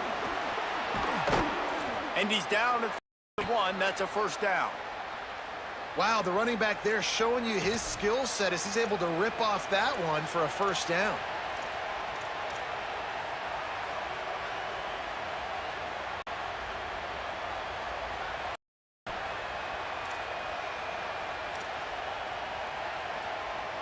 They'll put it in play from the 41 on first down.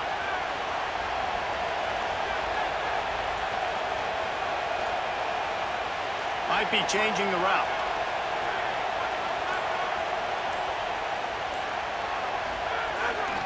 Handoff, Frazier running left.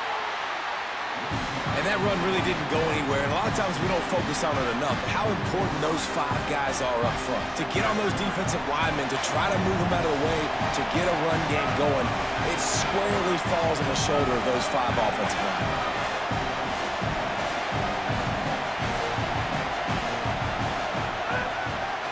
Here's a give to Frazier. And there was nowhere to go, just stopped in his tracks in the backfield. That back had nowhere to go. The defensive line ate up the blocks. But how about the linebackers swarming in, coming in and making a great play on the ball carrier? A big third down coming, and hotty-toddy, gosh almighty, this crowd is ready.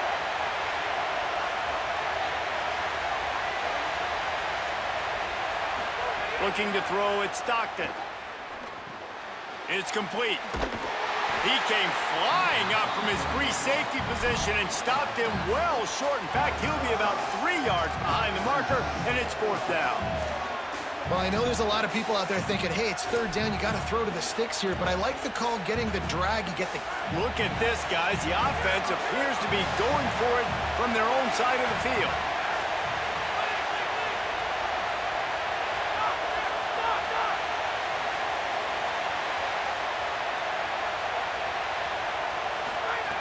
On 4th down, he'll try to toss it.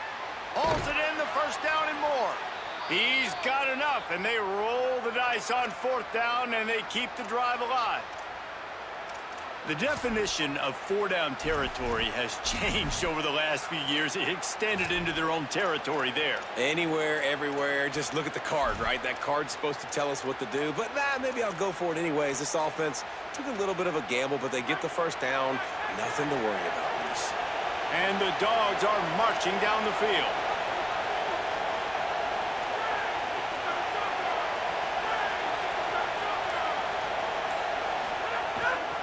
Handoff, Frazier running left. Defense came into this one knowing they were going to see some tempo. They've got to get the call from the sidelines, get it communicated, get lined up. He might want another play.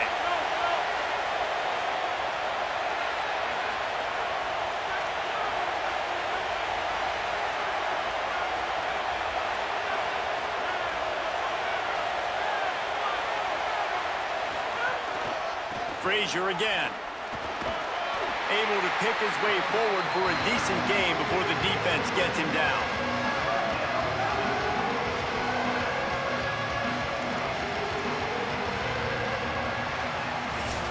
They fought tooth and nail through 3, and it is all locked up as we take a look at the stats.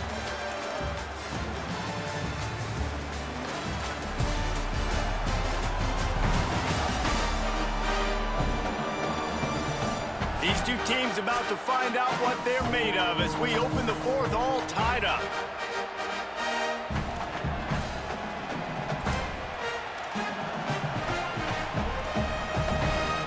After swapping ends of the field, they gave them a little time to figure out how they'll open the final period here on third down.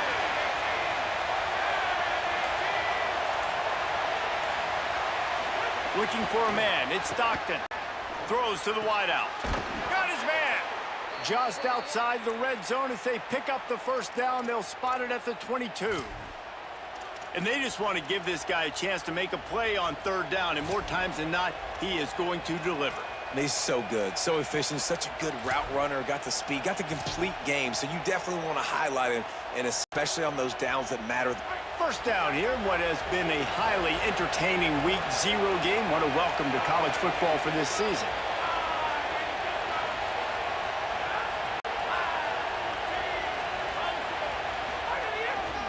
Handoff, Frazier running left. There was just nowhere to cut back. Great job by the defense, and he'll have to take the loss. And a lot of times the fit up front, you know, linebackers are fitting holes, and that ball bounces, and it's supposed to go somewhere, and sometimes it goes to a DB, and the offense will get a W. Like, they'll get a win because you'll break a tackle. How about the tackle by that young fella? I know he likes to cover, but I love the way he comes up and makes the tackle. Really nice job responding by the offense here. They watched the opponent go down the field and score a touchdown on that last drive, and you could see the quarterback there in the commercial break. He's telling his guys, let's go. We're going to go get this one. Everybody lock in. And that's what you're seeing on this drive. Doing a really, really nice job. They look confident. They're trying to score a touchdown themselves. Quarterback adjusting the pattern.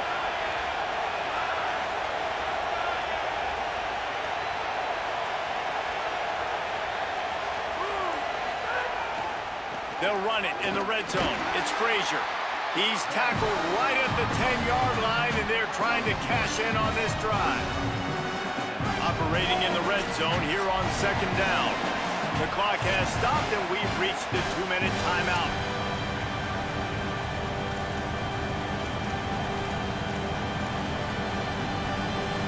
It'll be second down, and remember, they can pick up a first without scoring.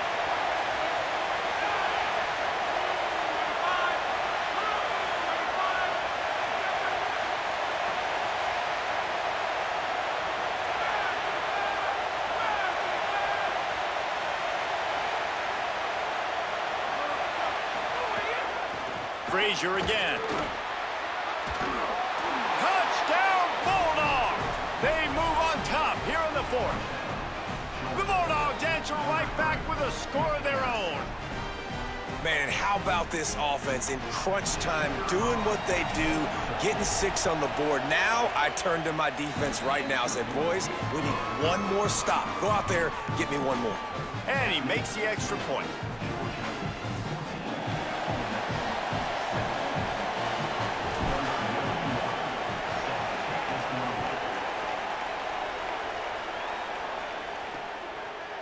And he'll bring it out of the end zone. I know he thinks he can house every return, but sometimes you just have to take a knee as he stopped at the 14. Ole Miss ready to send the offense onto the field. Last time they had it, they were backed up in their own end, marched right down the field and scored, and now they'll try to do that once again. First play of this drive comes from the 14-yard line.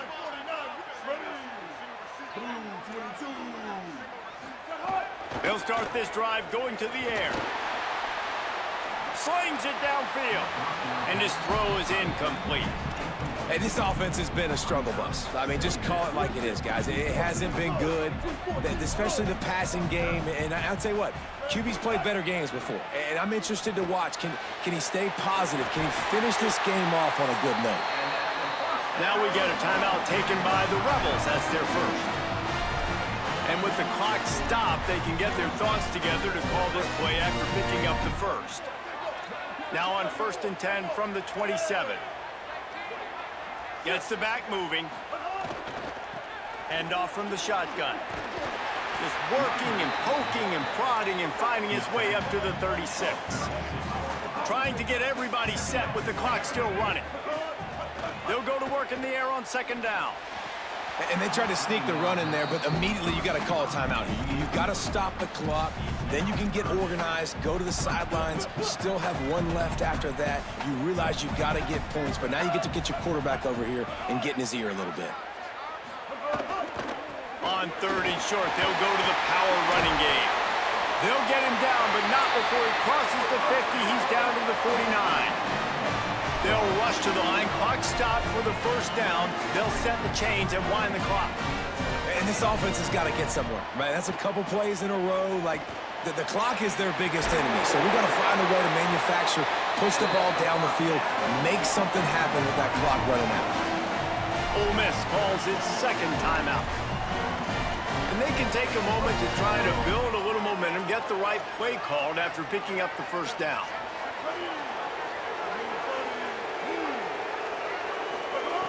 Wants to throw on 1st down.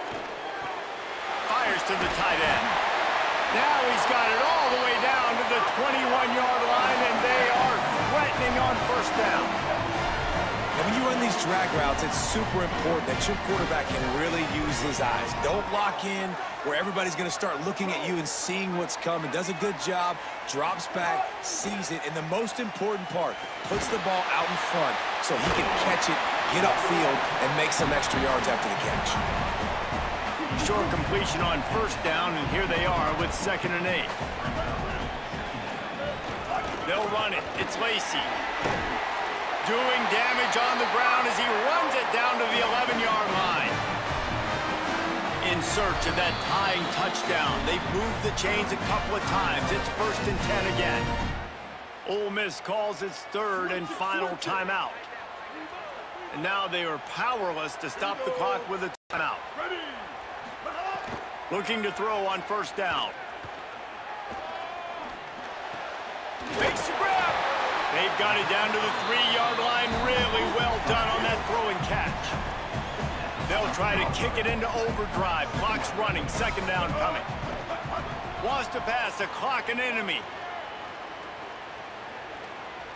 Fires into the end zone. Intercepted. Oh, what a play.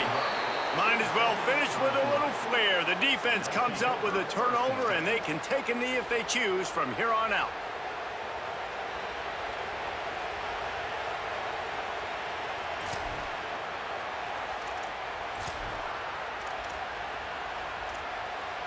The goalpost breathing down their neck as they're backed up in their own end, starting to drive from their own 1.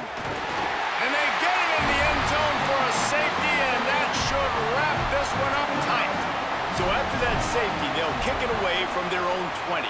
And that stings for this offense. You got the football, a chance to go make a big play, take control of this football game, and you give up the safety. Now they get the football back. Under 2 minutes, everything now against you. This team is going to have to find a way to respond and make a big play on the other side of the football. He's taking a deep shot late in the game. Oh, it's picked off. What a bad time for a mistake like that.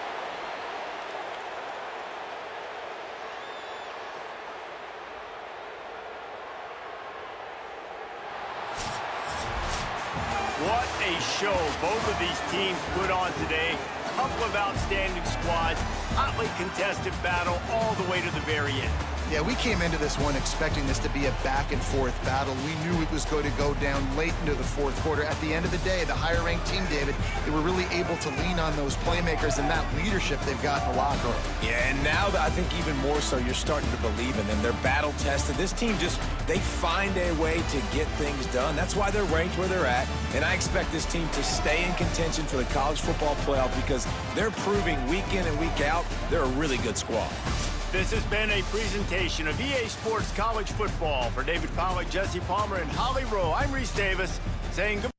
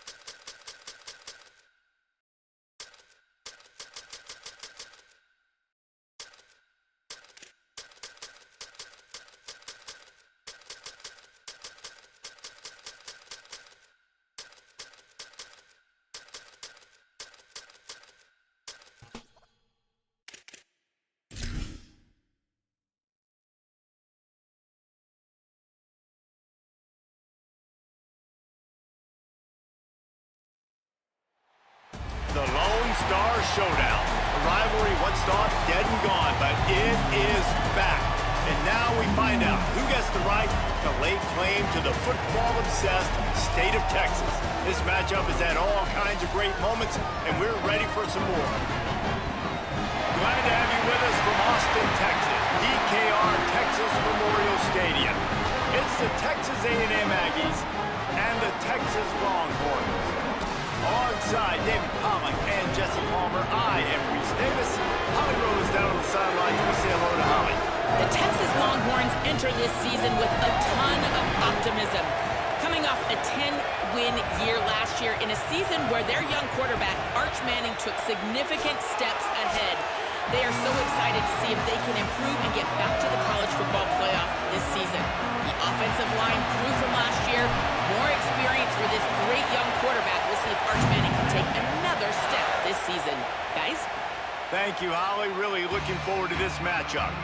So Texas A&M's offense will go to work first.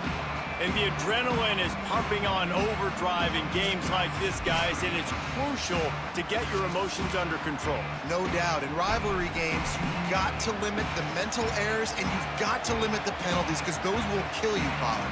And you got to come out under control. It means so much. We know that. The fans are all talking about it, but it's just football.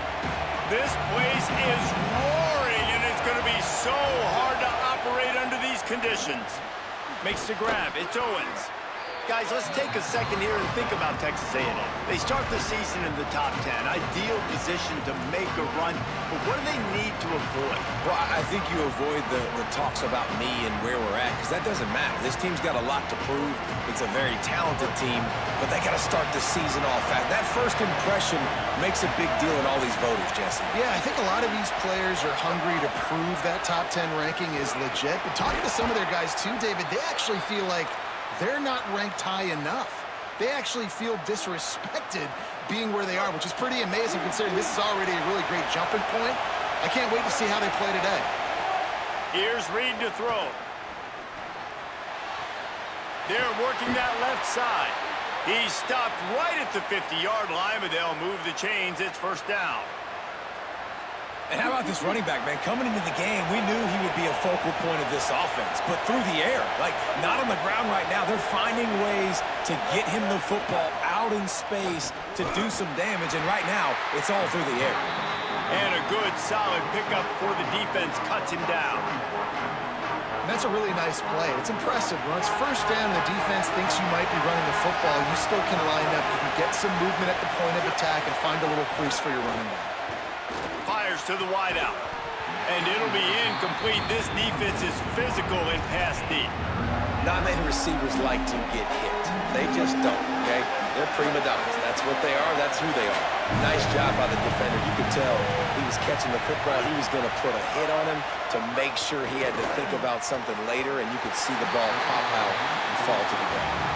I want to give a shout-out to the defense there on third down, doing a really nice job disguising their coverage because it looked like they confused the quarterback. On third down, really nice job getting back into that zone and making sure that ball falls incomplete. The kick is on its way. No return possible on this one. It goes out of bounds, and they'll mark it right around the 30-yard line. So Texas offense takes the field for the first time in this game.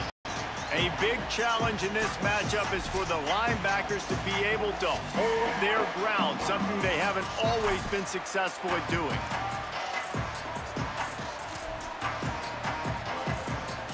Offense in a bunch formation.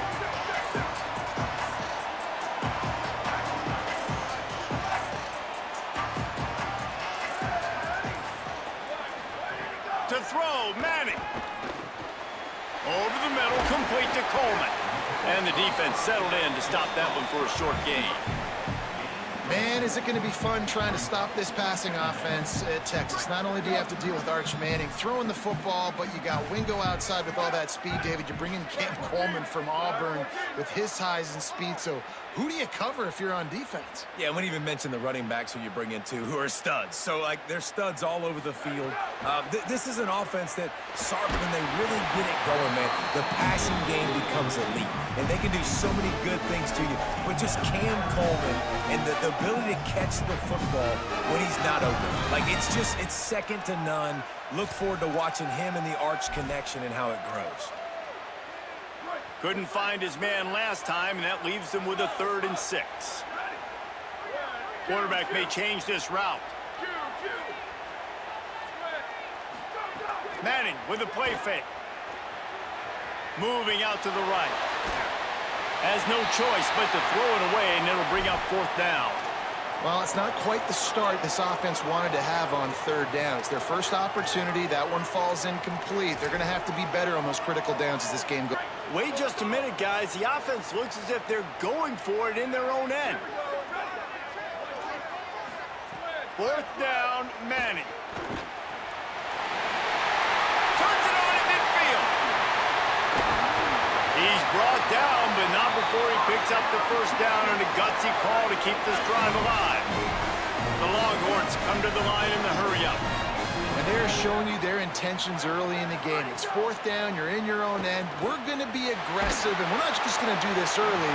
We're going to do this all game long. Awesome execution on a critical down. Can't find his man as he took a shot trying to deliver that football, and it'll be 2nd down. Couldn't make the connection last time. Let's see if they throw it again.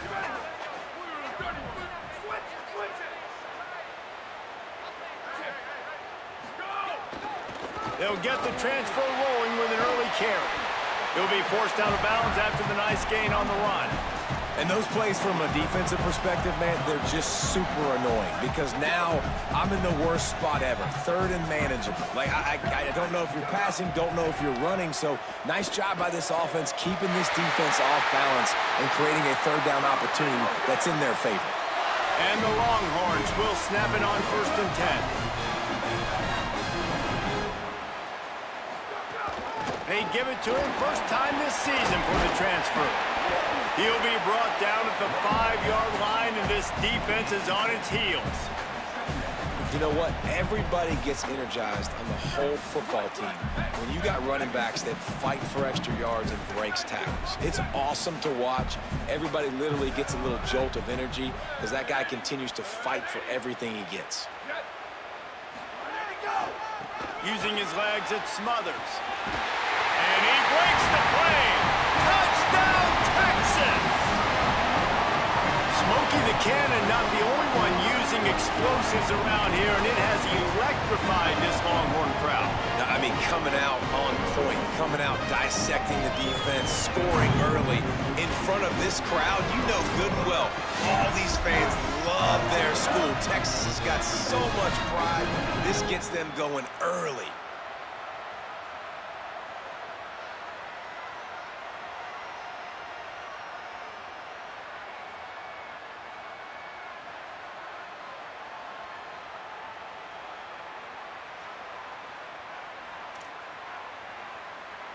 Getting set for the extra point after putting the scoreboard to work for the first time.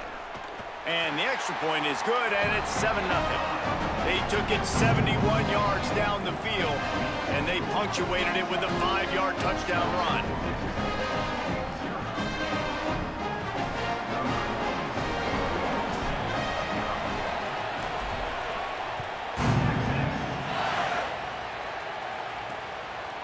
And he'll just take a knee, and this drive will start at the 25. So here comes the Texas A&M offense back onto the field. Finding themselves down 7-0, they'd love to get a drive going here. They'll put this one in play. First snap of the drive from the 25. Running inside, it's Owens. Out to the 36-yard line after gaining 10 on that one. Nothing the Aggies love more than saying howdy with a strong running game. Yeah, how do you like that first down? How do you like that ground game? Like, that's what they've got to be built on. They got to have that toughness. When the Aggies have that toughness is when you see that their best teams are competing at a high level. And he has a solid gain on the play before sliding. The Aggies with a 2nd and short to keep this drive moving. Wide receiver going in motion. A designed run for the quarterback. They'll get it to the 48. No need to measure. It's a first down. So they move the sticks on the run. Let's see what they do with this one.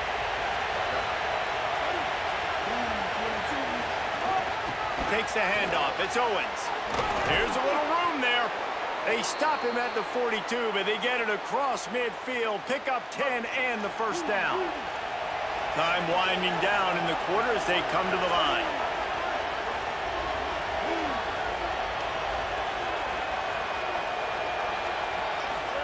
Play fake, Marcel Reed. Not able to hook up there, incomplete. Quarterback had everything he wanted there. He knew pre-snap exactly where he was going. Of course he was going to be going towards his primary target. He just can't hook up for the completion. The run inside. It's Owens. And he's able to pick up a few yards as we reach the end of the first quarter.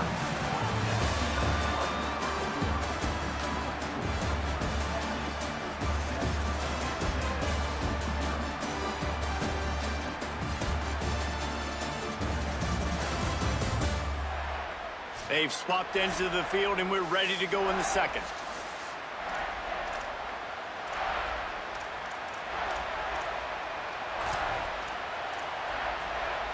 So they had a chance to talk over this third down play to open the period. They'll try to run for it. Offenses gain momentum with third down conversions like that. They've got it at the 25. Really put an offensive possession together here that's fun to watch. Like, it's fun to watch them own the line of scrimmage, be physical. In this area of the field, this is what they call the fringe, right outside the red zone. It's kind of your last opportunity to take shots, take advantage of the extended space on the field before you get cramped in the red zone. So I look for this offense to be aggressive. Reed unloads to the wideout. Touchdown, Aggies! Into the end zone for 6. One of the reasons this offense is so exciting to watch, they've got guys that are dangerous after the catch. And if this quarterback gets through his progression, David, he hits you in stride, these guys will take it to the house. Man, it's your job to do the rest, right? You hit me in stride where I don't have to stop running. I don't have to break down. It makes it so easy. The connection between quarterback, wide receiver, you can tell this is a good one, and that's why they got 6 on that play. And the extra point is good.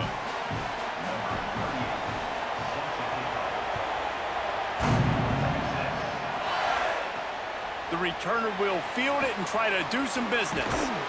And they'll get him on the ground as the offense comes out to start the next drive. The Longhorns head out hoping to move the ball on this possession. They unleashed an aerial assault last time that took them right to the end zone, David. So, Reese, with that drive, I think you've accomplished something you wanted to accomplish. Make this defense think. Breaks into the open. Gets it up to the 26-yard line. They keep it on the ground, and that paid off.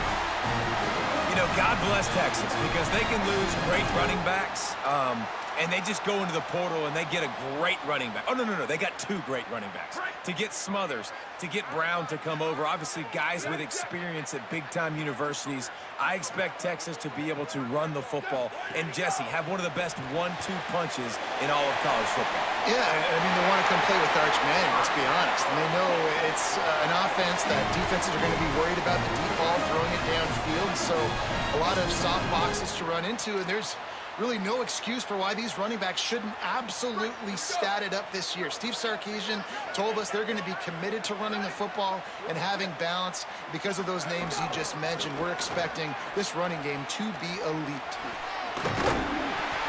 It's got to feel good as an offense knowing that early in the drive you can turn around, hand it off, get a push up front, and go get positive.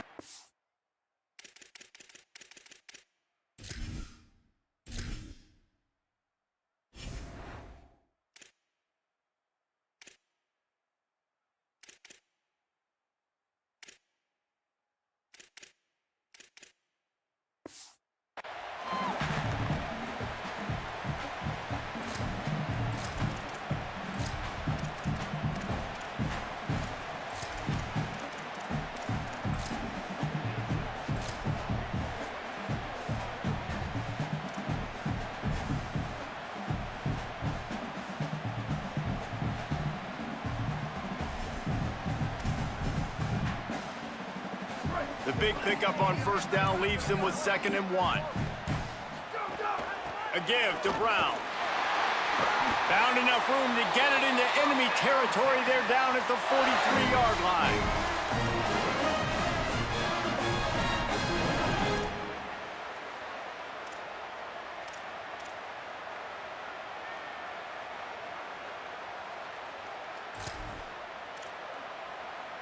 The Longhorns will line it up on 1st and 10.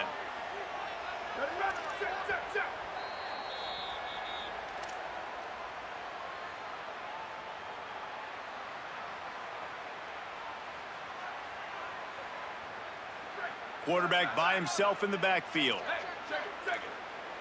14-24 plus. 14-24 plus. Down, ready. 180, ready, go. Keeping it on the ground inside. It's Smothers. And he has a solid gain before the defense bottles him up. Coaches always harp about staying ahead of the chains, and when you can run with that type of efficiency on 1st down, man, you are doing just that. They can really be aggressive after that last play. It's 2nd and 3.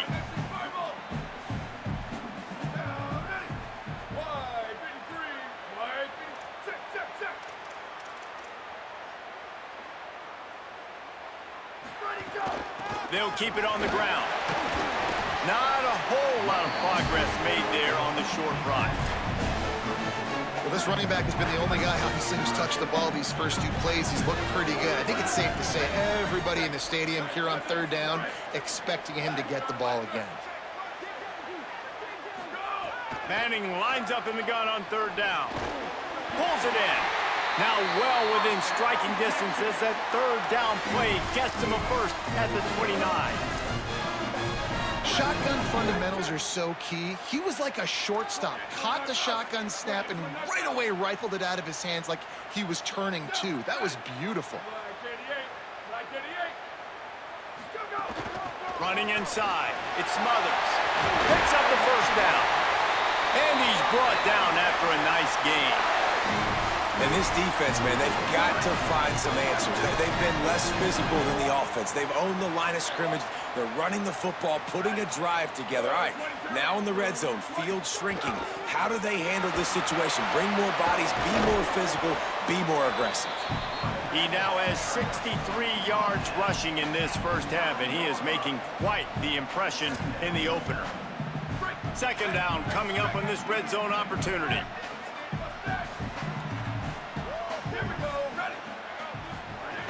They'll run it out of the gun with Brown. So close to that end zone. He could almost taste it, but it'll be 1st and goal for this offense.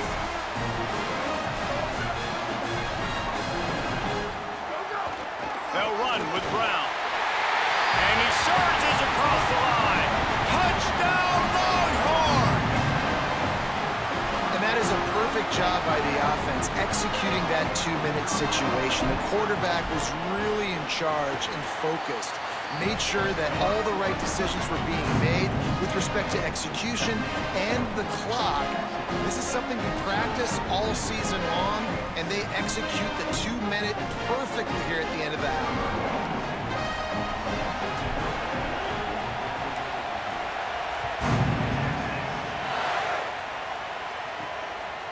He'll return it. Not nearly as much as he'd hoped when he brought it out of the end zone. He'll be stopped at the 15.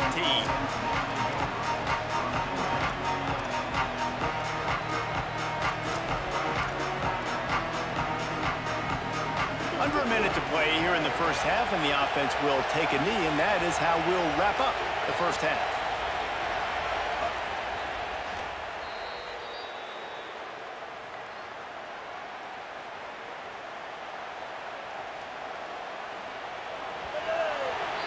That's the end of the 2nd quarter. That means it's time to join Kevin in our halftime update.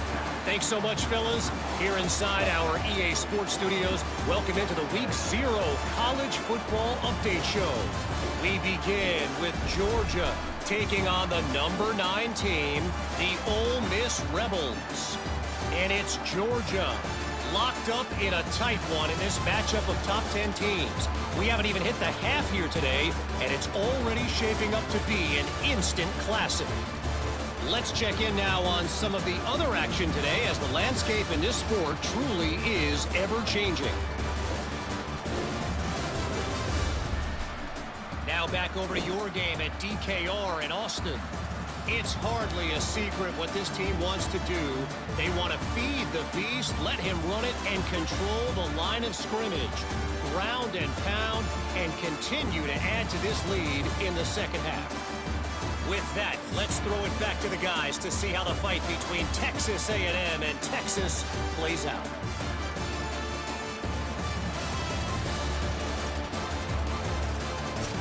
All right, Kevin, about ready to start the second half here. Texas A&M ready to kick it away to get the third quarter started.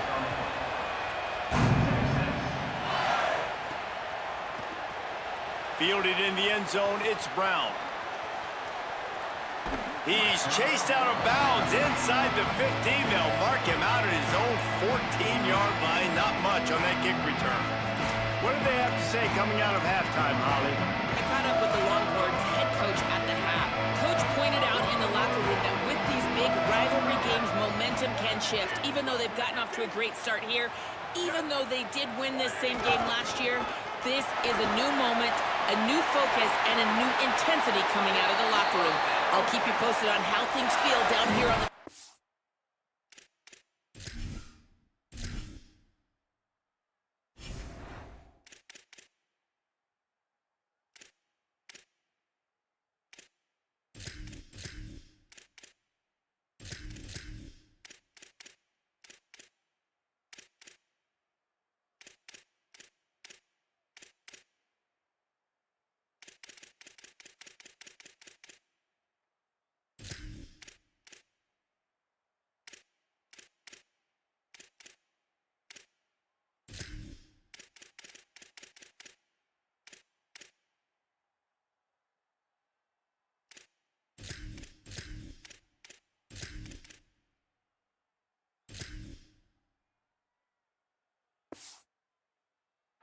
This big rivalry matchup.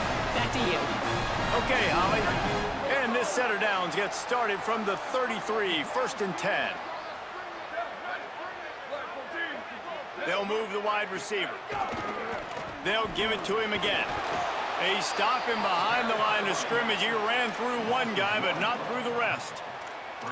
Man, when you go into the half and you're down, like, that speech is usually pretty fiery. A lot of words you can't use on television. And so this coaching staff probably challenged their guys, and I like the way they started this second half so far. Physically, flying around, doing a great job stopping the run. They got to play like this the rest of the game. The short hands, it's Wingo. And a good job of coverage by that defense, just a short pickup. And the Longhorns racing to the line in the hurry-up.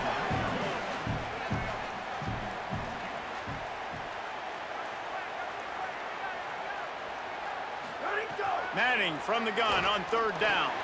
On target. And they'll pick up the first down and mark it at the 47. When you're a playmaker like this guy is, your coaches are going to dial up plays intended for you, especially on 3rd down. That's what you saw in that last play. There was no question where the quarterback was going with that football. All week long, they decided on the biggest downs of this game, we're going to target our best player, and we're going to make sure that he gets looks. It doesn't matter what the coverage is, and you saw it right there on that play. Simple pitch, simple catch, easy little drag route right over the field. It's a nice timing route. You can run it versus man, or you can run it versus zone and have a lot of success. The Longhorns with myriad options after that big pickup on 1st down.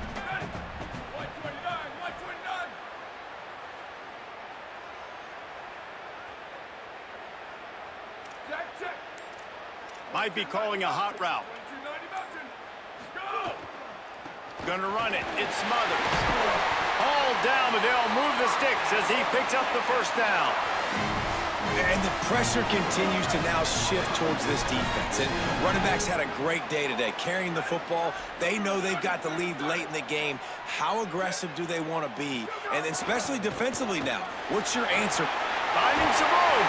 He's now over the century mark with 102 yards rushing, and he goes over the century mark in this season opener. And it's going to be interesting to watch this defense, man, because obviously when you're trailing, and offenses can sometimes get conservative. That's 2 runs back-to-back. Do they get more aggressive and try to bring more guys near the line of scrimmage, not let them waste time, and try to get their offense the football back? The Longhorns will have it 1st and 10. Here we go. Ready? Set. Go, go. Running to the left. He's in open space downfield. Getting work done on the ground. He's pulled down at the 14-yard line.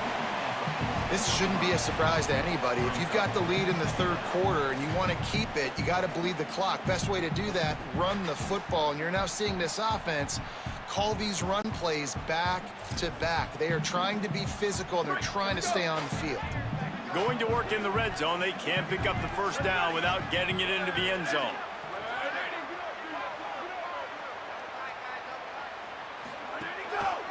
The give to the left. He's all the way down to the 3. An electric run has him set up. And man, this is more of the same for this dude toting the field. Like, they keep giving it to him, and he keeps producing. Another chunk play. Like, I don't expect that they'll change much to do with this offense, because every time they give it to him, he's chewing up some yards, and good things are happening. Throwing Manning. Big guy smells it.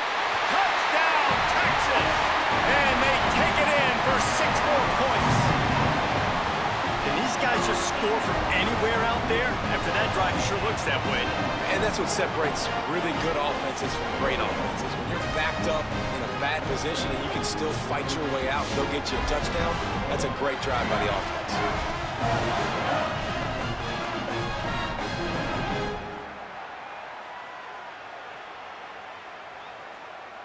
Lining up to tack one more onto that lead.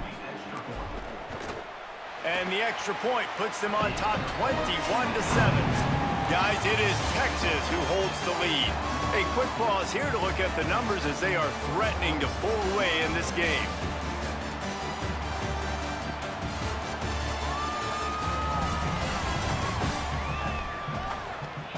One more quarter to play, and it might be unlikely, but hey, it's college football. Comebacks happen.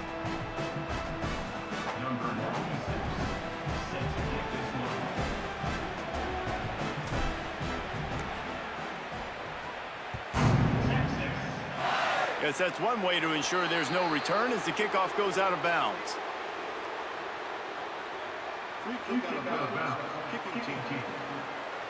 Don't know if the defense will appreciate having to defend a short field from the start after that penalty.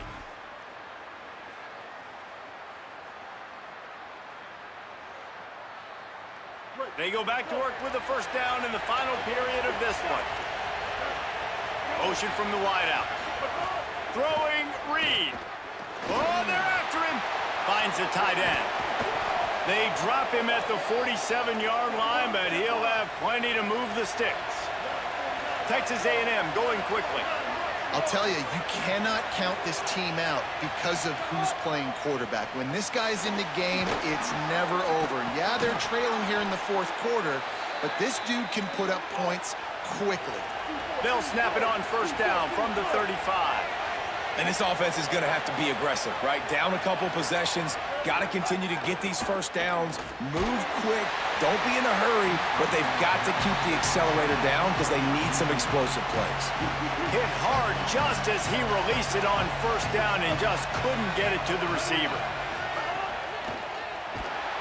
Quarterback feeling that pressure, and he's knocked down at the 42. The defense all revved up after that earlier sack, and they'll try to stop him right here. He's going to take off. Oh, he didn't get past the marker before starting his slide, and now it's 4th down. Down by multiple possessions. They can't come up empty on this drive in the 4th quarter. They'll go for it on 4th down. Throws to the wideout. Makes the grab, got the conversion, and still going. He's got enough for the 1st down, and they roll the dice and convert to keep this drive going.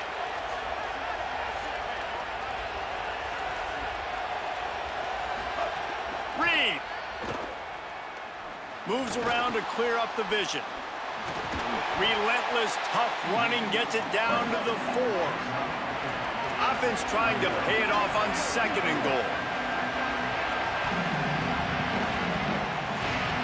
Looking to throw, it's Reed.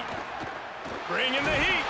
Got him for the sack. This defense turning up the intensity. If they can pay off this 3rd and goal with a touchdown, it might be getting a little tough to swallow over there on the other sideline. And here comes the pressure, and there he goes down again. Now, the offense is still out there. They're taking a gamble here. They could come up empty by passing on the field goal here on 4th down. They converted 4th down earlier on this drive, and now they'll try it again. Reed to throw for it on 4th. Looking for the score. And it's grabbed for the late touchdown. And how about this? It's not over yet. Yeah, and that's step 1. Great job by this offense getting in the end zone. Now you got to go get the stop. You got to get the football back. You got to find a way to do something to create a turnover, get an onside, to get the football back, to get back in this football game. Lining up to add another.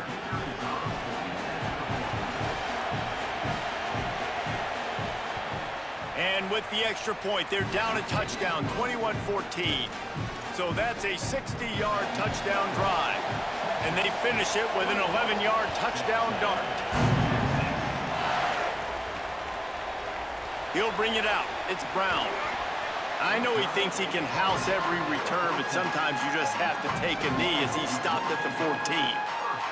So now the Longhorns take over and they'll send out the offense. They'll have a 1st down here. Week 0 game that is living up to all the hype and anticipation.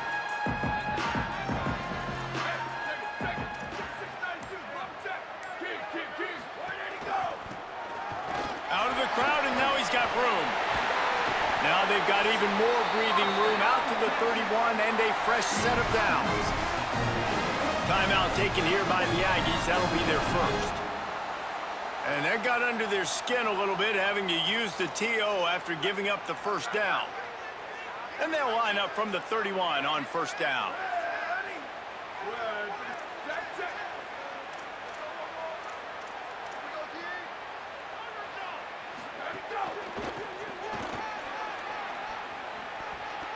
Fights off a defender. And he is going to be forced out of bounds behind the line of scrimmage. Tremendous defense there. And after that negative play on offense with the lead late in the game, I think there's still ways that you can be creative and run the football, but not be so obvious. So zone read type plays, fake dives and pitches to the running back to get him outside, jet sweeps. You can find other ways to keep the clock moving, even though the defense knows you're going to run it. On the ground, trying to pull the plug on this clock. Couldn't find any more room up the sideline, and he's pushed out of bounds at the 36. This is a big pressure moment for the offense, too, because they've got the lead, but it's now 3rd down on their own side of the field. They would love nothing more than to be able to convert this, stay on the field, keep bleeding the clock, but the defense, I'd expect them to bring pressure here, trying to force the ball out of the QB's hands quickly. Manning tries to pick it up on 3rd down. Can't make the grab. Quarterback just missed him a little bit. Well, it's 3rd and short. They're throwing for it. They just can't come up with... Hold on a minute. The offense still out there going for it in their own territory. Manning to throw for it on 4th. Thrust that arm out. They get him out of bounds. Couple of yards short of midfield. They'll mark it at the 48, and this offense is rolling. That's an awesome effort by the receiver there because he didn't have the 1st down once he caught the pass. He had to be able to make a guy miss. And with his athleticism and skill, he's able to do that. And as a result, fresh set of downs for the offense.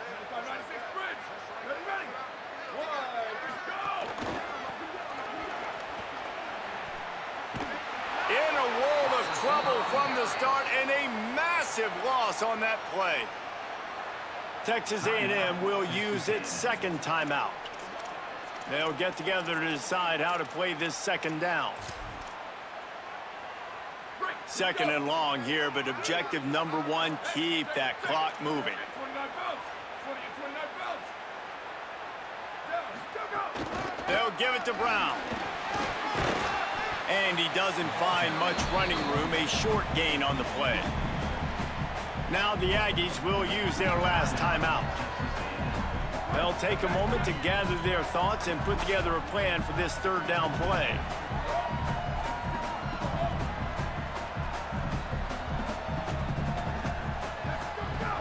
One more time, it's Brown.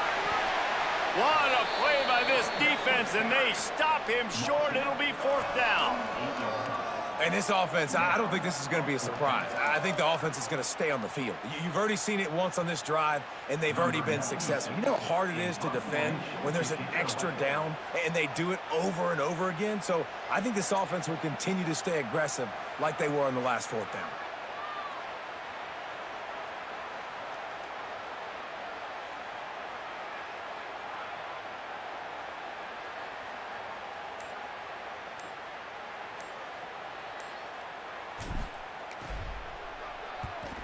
My goodness, he unloads on that one. And it looks as if this one's going to carry into the end zone for a touchback. The Texas A&M offense goes back to work. Okay, one possession game. Got some time to work with, but you have to make up some ground quickly there. Gotta be smart. Can't throw in front of the sticks. Can't get tackled in front of the sticks. Make sure we're taking some shots down the field. Chewing up some yards. Jesse, the defense will be vulnerable here. Yeah, and I think because of that, David, offensively, you got to have a plan. You got to know where your best matchup is out on the perimeter and who can make the big catches here in small windows. He spikes it, clock stops as they try to rally late. Got to get everybody lined up quickly, time winding away, and they've got to push the ball down the field. Here's Reed to throw. Under fire. He's taking a deep shot. Intercepted. Big play stops the drive. The defense making a play to put an exclamation point on this one, and that ought to do it. And how about the defense coming up with a big play late in this football game? Offense trying to put something together. But, man, they anticipated pass. They played with great vision in the back end, broke on the football, Palmer, and they called. Oh, he's got some space. He's at the 40. Running inside the 20. And he gets it into the end zone for a touchdown, a gut punch to this defense, and probably a knockout punch. And they say play to the final whistle. This offense took it to heart. Scoring late, maybe they could have wasted the clock. They made no doubt about it. This one's over.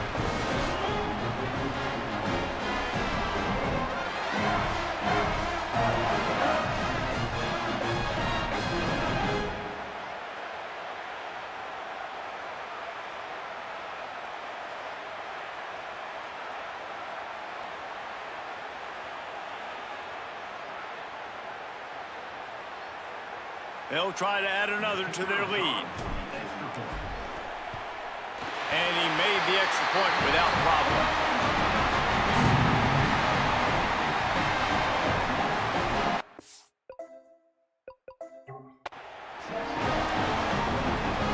After scoring that touchdown, they'll try to get it right back with an onside kick. They'd hope to get that thing bouncing around, but the hands team is able to corral it. The week has been immersed in midnight yells, barbecue smells, a sea of crowds in the fall colors, and the Lone Star Showdown ends with Texas hooking up and getting the victory over the Aggies. That's going to do it for us as the season marches on. For David Pollack, Jesse Palmer, and Holly Rowe, I'm Reese Davis. This has been a presentation of EA Sports College Football.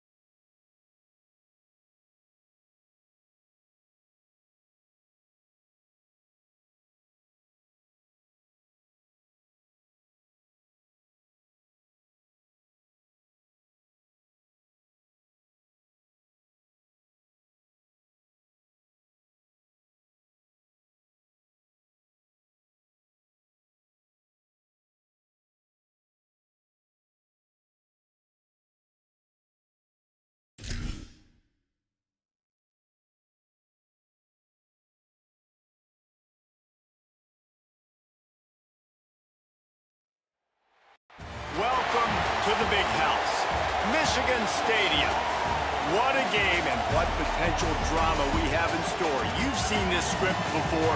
Top 10 team goes into a cauldron of emotion on the road and just hopes to be able to get out and tell about it.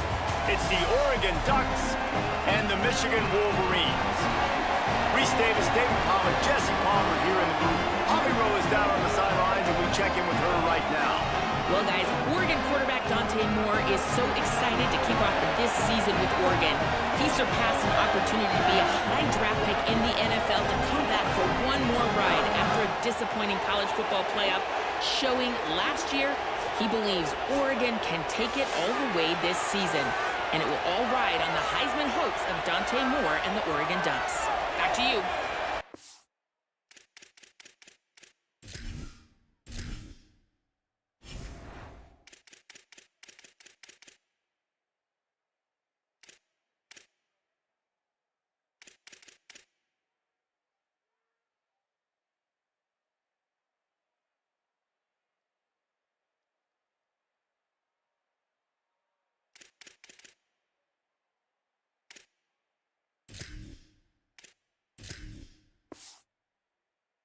Hey, Holly.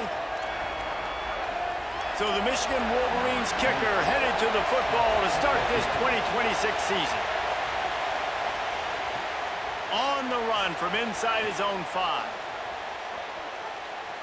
That one might violate every return rule in the book as he's out of bounds at his own 5. So Oregon's offense will be first on the attack.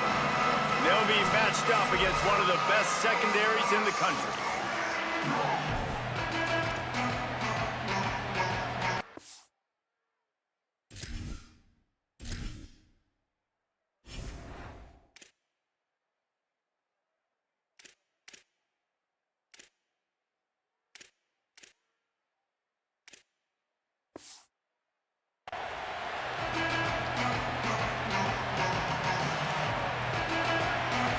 The fans are ready for this one. The booth's shaking underneath us, guys.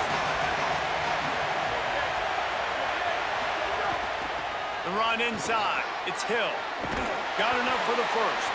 He gets him at the 21, but a big play there to get away from the shadow of the goalpost. They picked up 15.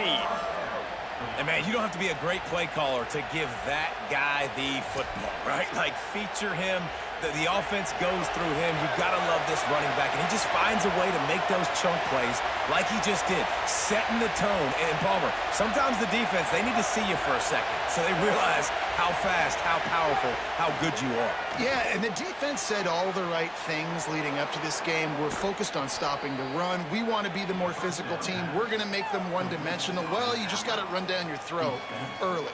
Everybody has a plan until they get punched in the face. So for this defense now it's time to show up. You got to bow up now and start doing something about it.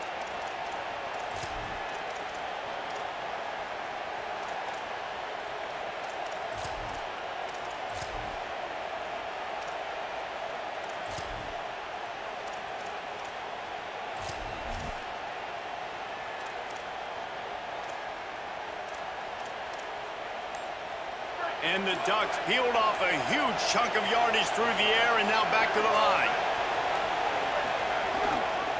Looking for space. It's Davison.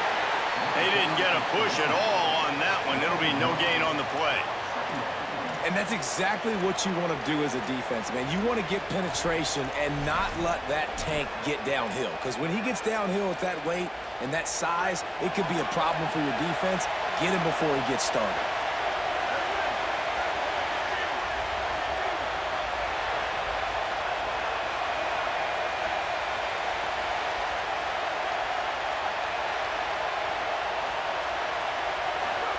Throwing more. Here comes the heat.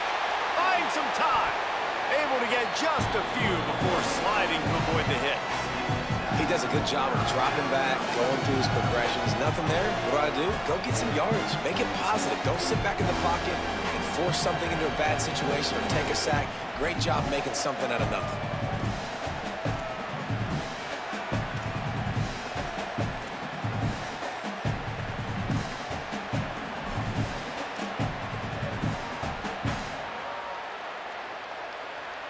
More than 100 making their presence felt. A huge third down here in the big house.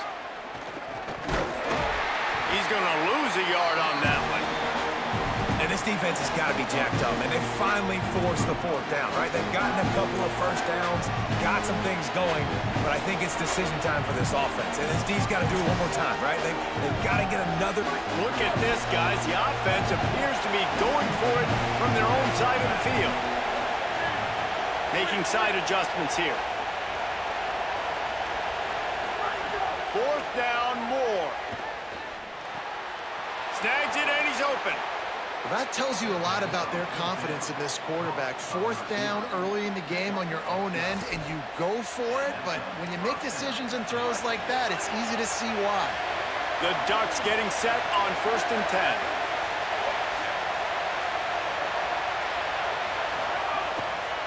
Going with the ground game left.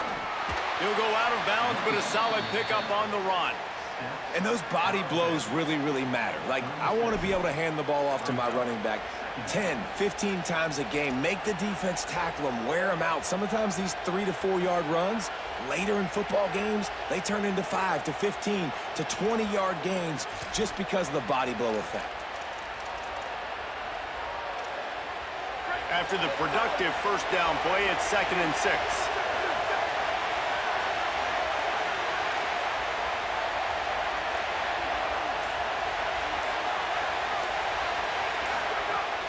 Keeping it on the ground inside. It's more. They'll knock him down for a loss of a couple.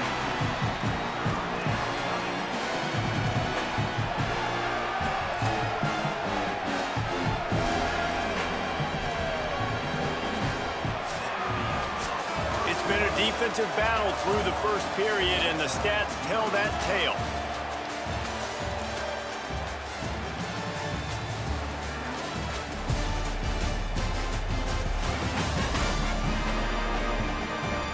Based on that, we can hope to see a little more offensive explosion here in the second quarter as we get ready to get things started. This offense had a little extra time to think about it. Let's see what they have on 3rd down. Off the RPO, quick throw to the right. They'll make the stop about a yard short of the first down. Yeah, and that's one of those where you just look at the coverage. You look at down the field, taking away all the options, making sure you don't throw that ball downfield to get the first down. The only option, check it to the running back. Now I close that space. Nice job tackling.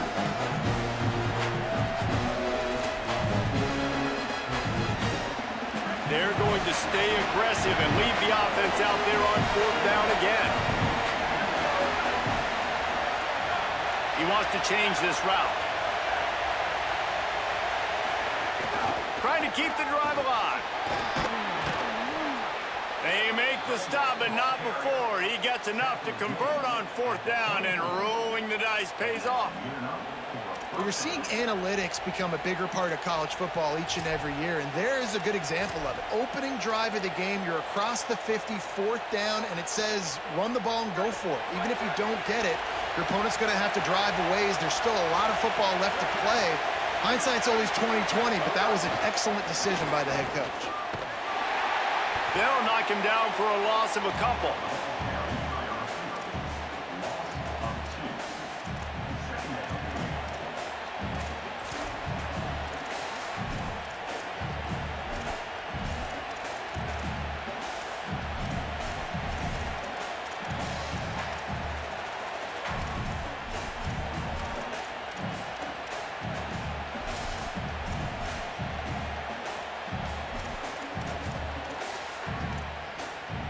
Hit a little speed bump on this drive. It's 2nd and 12.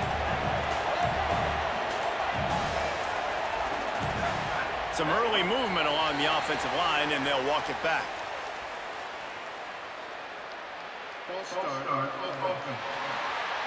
So the decision has been made, and the coach will take the penalty.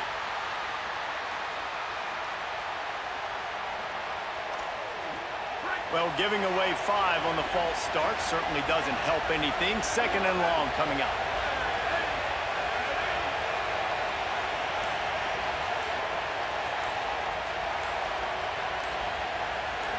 Jump the gun just a bit, and we've got a false start.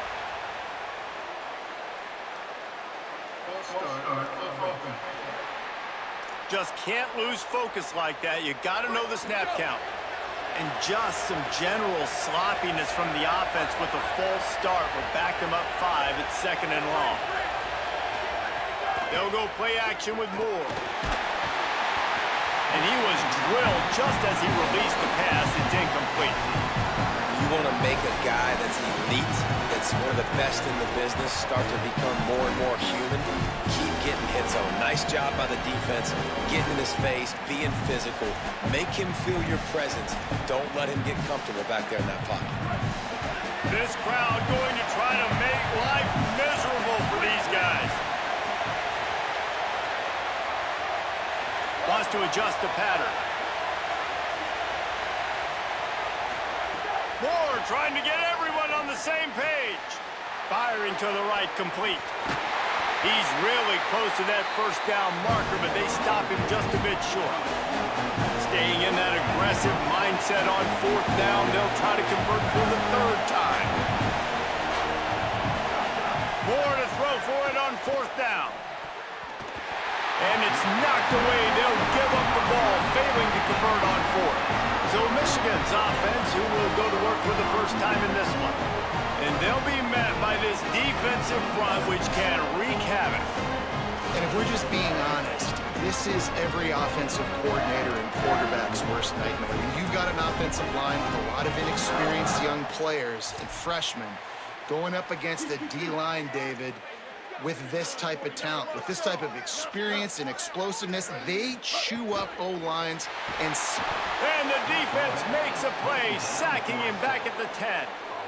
That's a good example there of complementary defense. The DBs and linebackers are playing zone, they're playing their spaces, and they force the QB to have to hold the ball, try to work through his progressions, and then the pass rush, they win up front.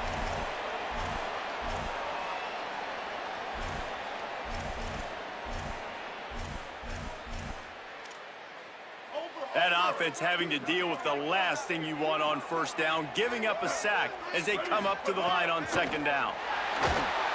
Incomplete. He had to get rid of it before he wanted to. The defense put the heat on. It's too bad because these receivers are winning outside one-on-one. If this offensive line can just give their quarterback a little bit more time, there are some plays to be had. Underwood in the gun on 3rd down. And down he goes back at the 3. Well, the offense got themselves into trouble. They're back in their own end. It's an obvious passing situation, so the defense is just pinning their ears back, and they're trying to get after him. They could not allow him to escape, step up, get rid of the football. They take a sack very close to the goal line. The Wolverines will try to pin them back with the punt. Sometimes avoiding disaster is the best thing. The punter just gets it out of there. They stop him immediately, flying down the field, and get to him before he can even get started. And Oregon has it back, and here comes the offense.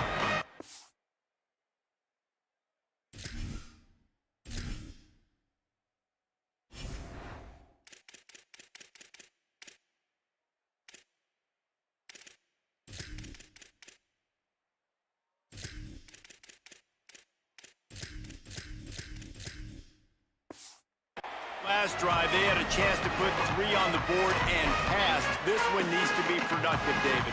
I got no problem with aggressiveness. It was a pretty decent drive. This offense isn't fully clicking yet. They need to get in a little better rhythm, and they need to capitalize on those scoring opportunities. And they've got the weapons to do that too, David. They've got guys that can make plays in space. They need to focus on them and get them the ball this drive. Didn't get much done on that first play of the drive. It's 2nd and 11. Quarterback making checks.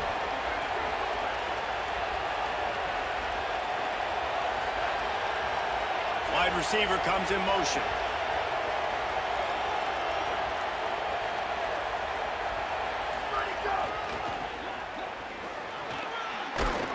Continuing to turn and move it forward, and they're closing in on midfield. It's down at the 48.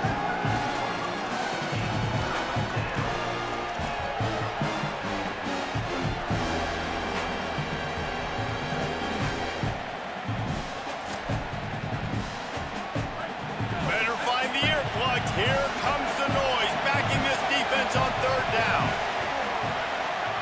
In deafening noise. Here's Dylan Raiola. He's got his man, makes the grab. He gets it oh so close to the first down marker, but I think he's going to be a touch short. You know, that's one as a quarterback. You've thrown the completion, and you're like, dude, can you just turn around and make one guy miss and go get the first? Or can you just stretch out and get the first down? You need your guys to have a little bit more awareness of where they are in the field on that play. And even though they got the completion, it's not enough to pick up the first. And now you're staring fourth down right in the face. They'll run for it. He's got enough, and they roll the dice on fourth down, and they keep the drive alive. They convert the fourth down, but back to the line with no time to waste. You know, you go for it on 4th and inches in this fringe area of the field in your opponent's territory. I'd be curious to see if on the next play now, they're going to try and take a shot and see if they can catch the defense sleeping. Now, you've seen the evolution of these slot receivers. They're just matchup nightmares. They're hard to get your hand on. A lot of times, they're off the football. You can't jam them. These guys are so productive, and offenses really feature their best players most time in those slot positions. Defense right there to stop him in his tracks, and they get nothing on that play.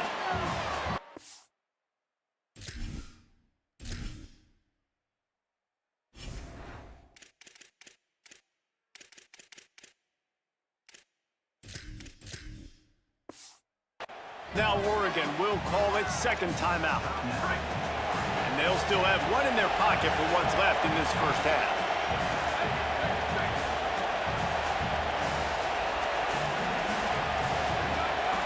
Quarterback making adjustments. Here's more to throw. It's complete to the right. The defense wouldn't let him loose, and even though it's a completion, they lost yardage. Got to get to the line quickly for this third down play. Got room to work. He stopped right at the 15-yard line. Needed a little bit more to move the chains. Chip shot field goal from here, but will they go for it on fourth down? They get the timeout called here, and probably just enough time for one more snap to put up points before the half. And as the first half draws near to a close, here comes the field goal unit. This crowd trying to do its part to get inside the kicker's head. Never a doubt. And the field goal to end the half takes us to halftime.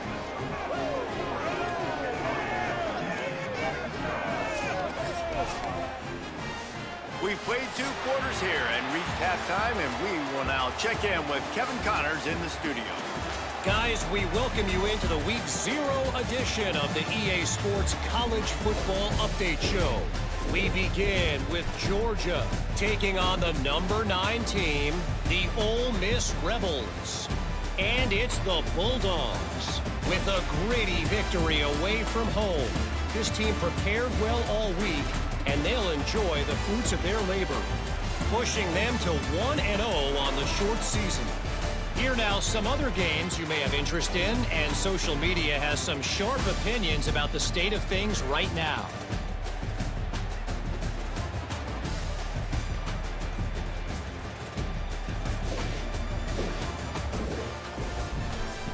Now over to your game inside the Big House. And yes, football is a game of inches, but man, is that really the case when you consider the length of some of these possessions. Look, I'm not an analytics guy, but I do know this. The team that sustains drives and just moves the sticks might be the team that comes out on top today. And with that, let's send it back to the guys in the Big House.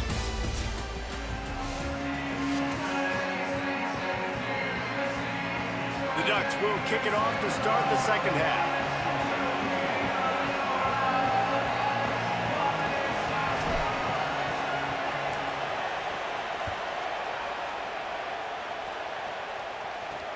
On the move from inside his 5.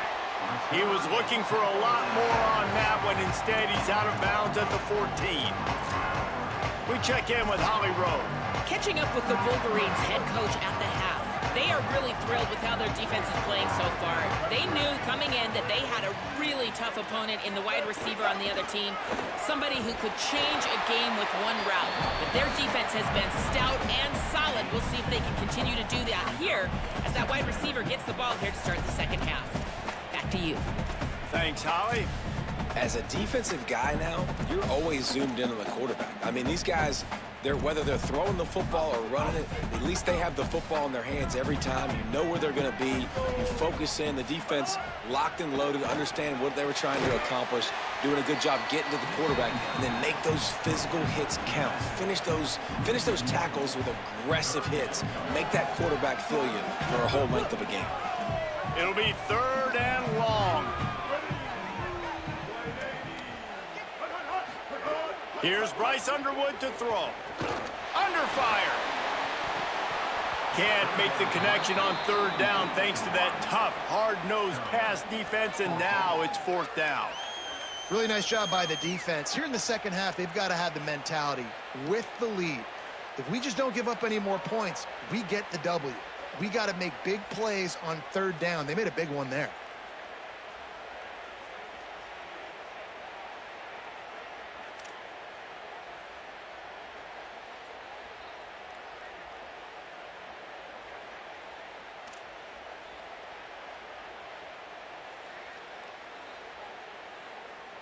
And the Wolverines will call on their punt team. First punt was gorgeous. Let's see if he can do it again.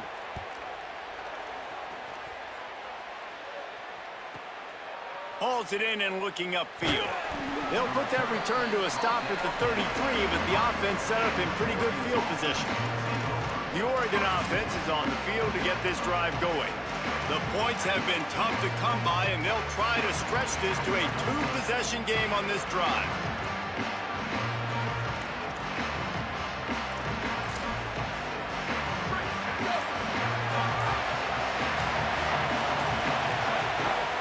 Using his legs, it's Davison.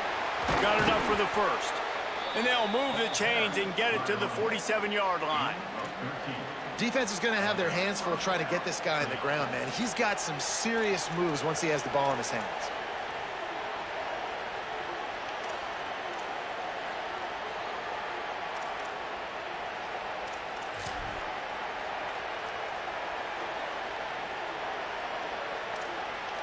The offense will put it in play from the 47 on 1st and 10. Running inside. It's Hill. Nowhere to go on that one. It'll bring up 2nd and 10. Great team defense on that run play. Everybody doing their job. People winning their one-on-ones. D linemen staying in their gaps. Linebackers and DBs filling. You just can't do it better. The offense changing the play.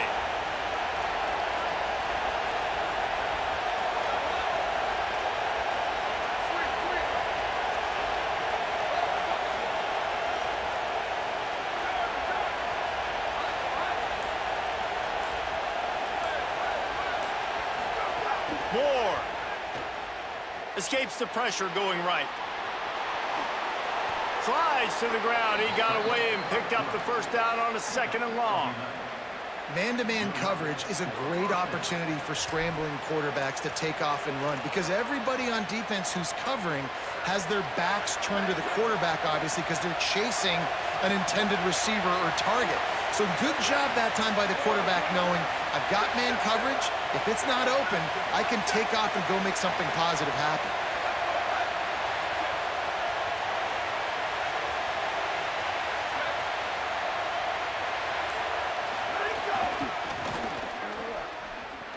Got a little grass. He works his way inside the 30 down to the 29 and picks up a first down.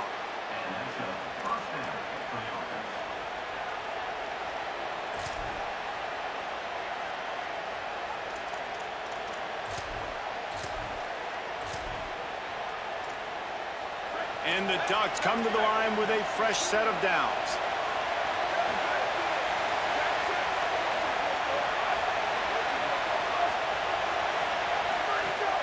The run inside. It's Davison. Makes it past the marker. Really good job by everybody there. Well blocked, good run, and a first down. The Ducks moving quickly to the line.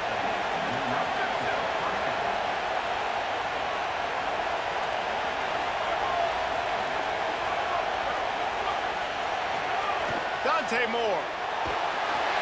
And the pass rush is effective, and they tackle him at the 19.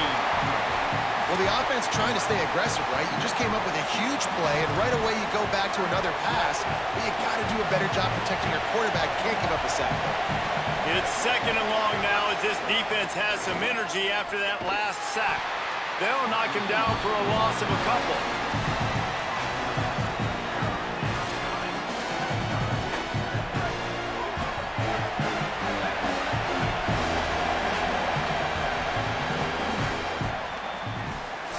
Has expired here in the quarter, and Oregon has the lead. We take a moment to look at the stats of what has been a tight ball game.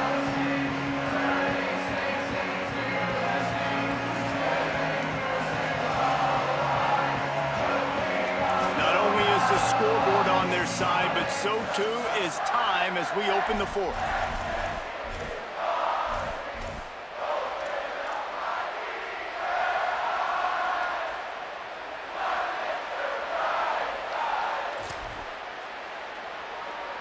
So we open the final period with a third down play. In the gun on third down. Moore finds his man. He is not going to get there. Stopped short of the line to gain, and it'll be fourth down. And after that completion, it's decision time now for the head coach. Do you kick a field goal, add to your lead, and make it more difficult on the opposing offense, or do you trust your quarterback to make one more big completion here and ice the game? That is no good. It's still a three-point game after the miss. And sometimes I just feel like fourth down, man, just go for it every time. Like the field goal, miss, make, rate. And listen, kickers have improved the last couple of years, but we left some points off the scoreboard there.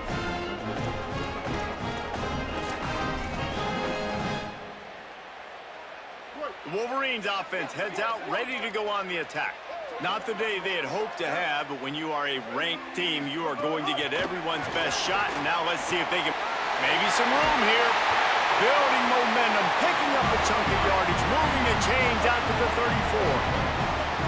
First down here, what has been a highly entertaining Week 0 game. What a welcome to college football for this season. Keeping it on the ground inside. It's Marshall.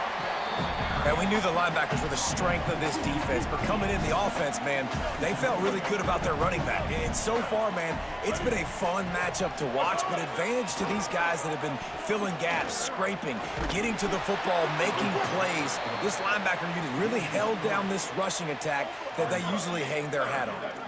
They've got to come up with a big play on this third and long. Here's Underwood to throw. Looking to the big tight end. It's picked off, and they ruin the drive with a turnover. Trying to take it back. QB's got to pick and choose their spots when they want to be really aggressive and try to fit balls in tight windows.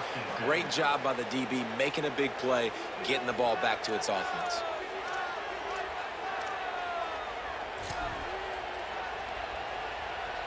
Here comes the Duck offense to get the drive started.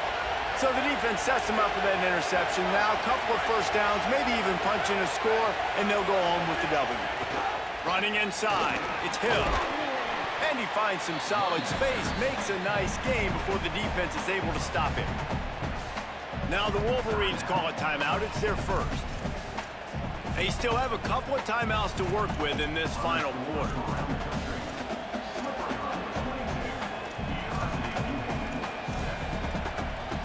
9-yard pickup on first down, and now they can take a shot on second and short.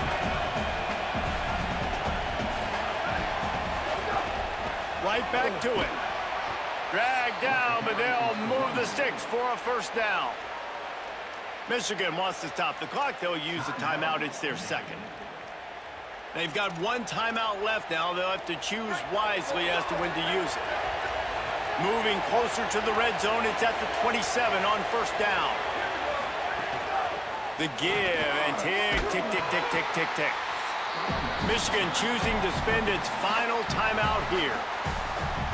And they'll have to navigate the rest of this game without being able to stop the clock. And if you'd have told this defense that they stuffed this great running back today, they'd have taken it. They'd have been happy, but the offense has still put up production, and they're still in the lead, trying to find a way to finish this one off. Might be changing the route. The run inside. It's Hill. They get him down. Tough run. Picks up 4. They'll mark it at the 19. This offense thinks that they have enough left in the tank here to run the football and run all the time off the clock. They got the lead late. Didn't get the first down on that last one, but it's not going to surprise anybody if they turn around and hand it off again here.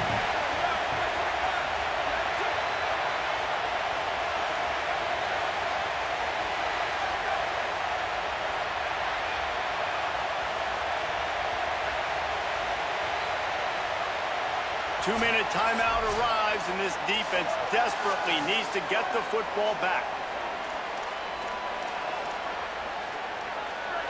This crowd knows when to bring it.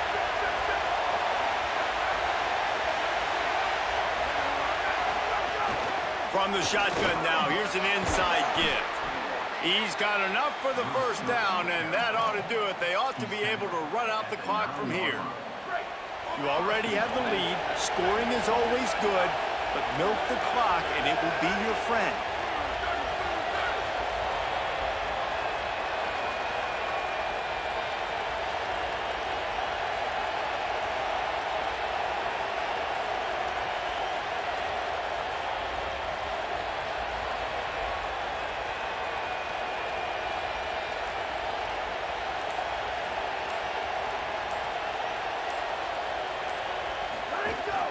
Wide receiver's going to get a shot at it on 1st and goal. They'll knock him down for a loss of a couple. I know you took a loss on 1st down there trying to run the football, but you've got the lead and you've got to continue to run the football. And this is a big challenge now for your offensive line. Those guys up front, you've got to find a way against the defense that knows you're going to do it. Defense rolls up deep in its own end on that last play. Now a 2nd and long coming. They'll keep it on the ground looking for the end zone. They get him stopped, but those feet kept moving until he was down to the 5. This offense has been unable to find the end zone all day. Can they do it on 3rd and goal?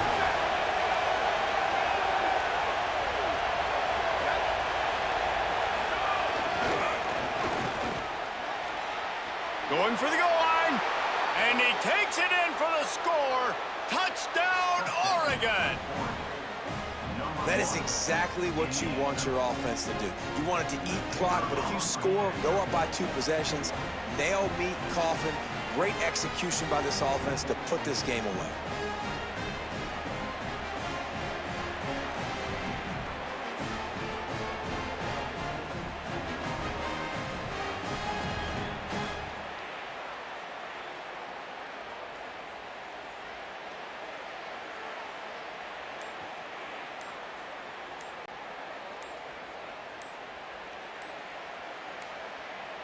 They weren't able to get that one off. It'll be a delay of game.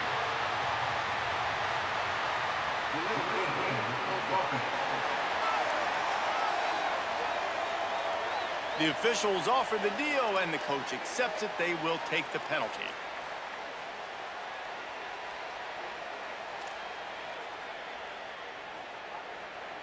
And perhaps a slightly more difficult attempt from the 8. And the extra point extends the lead to double figures at 10. So that drive covered 40 yards, and they punctuated it with a 5-yard touchdown run.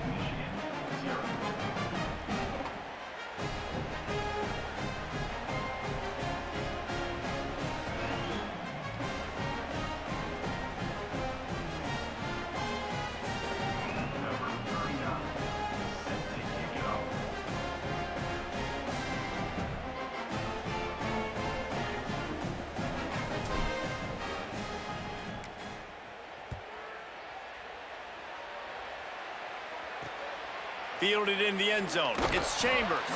That gamble did not pay off as they bring him down at the 12-yard line. So here comes the Michigan offense. They haven't really been able to light up this scoreboard, but putting points up would be huge here. They'll try to put a drive together, starting from their own 12.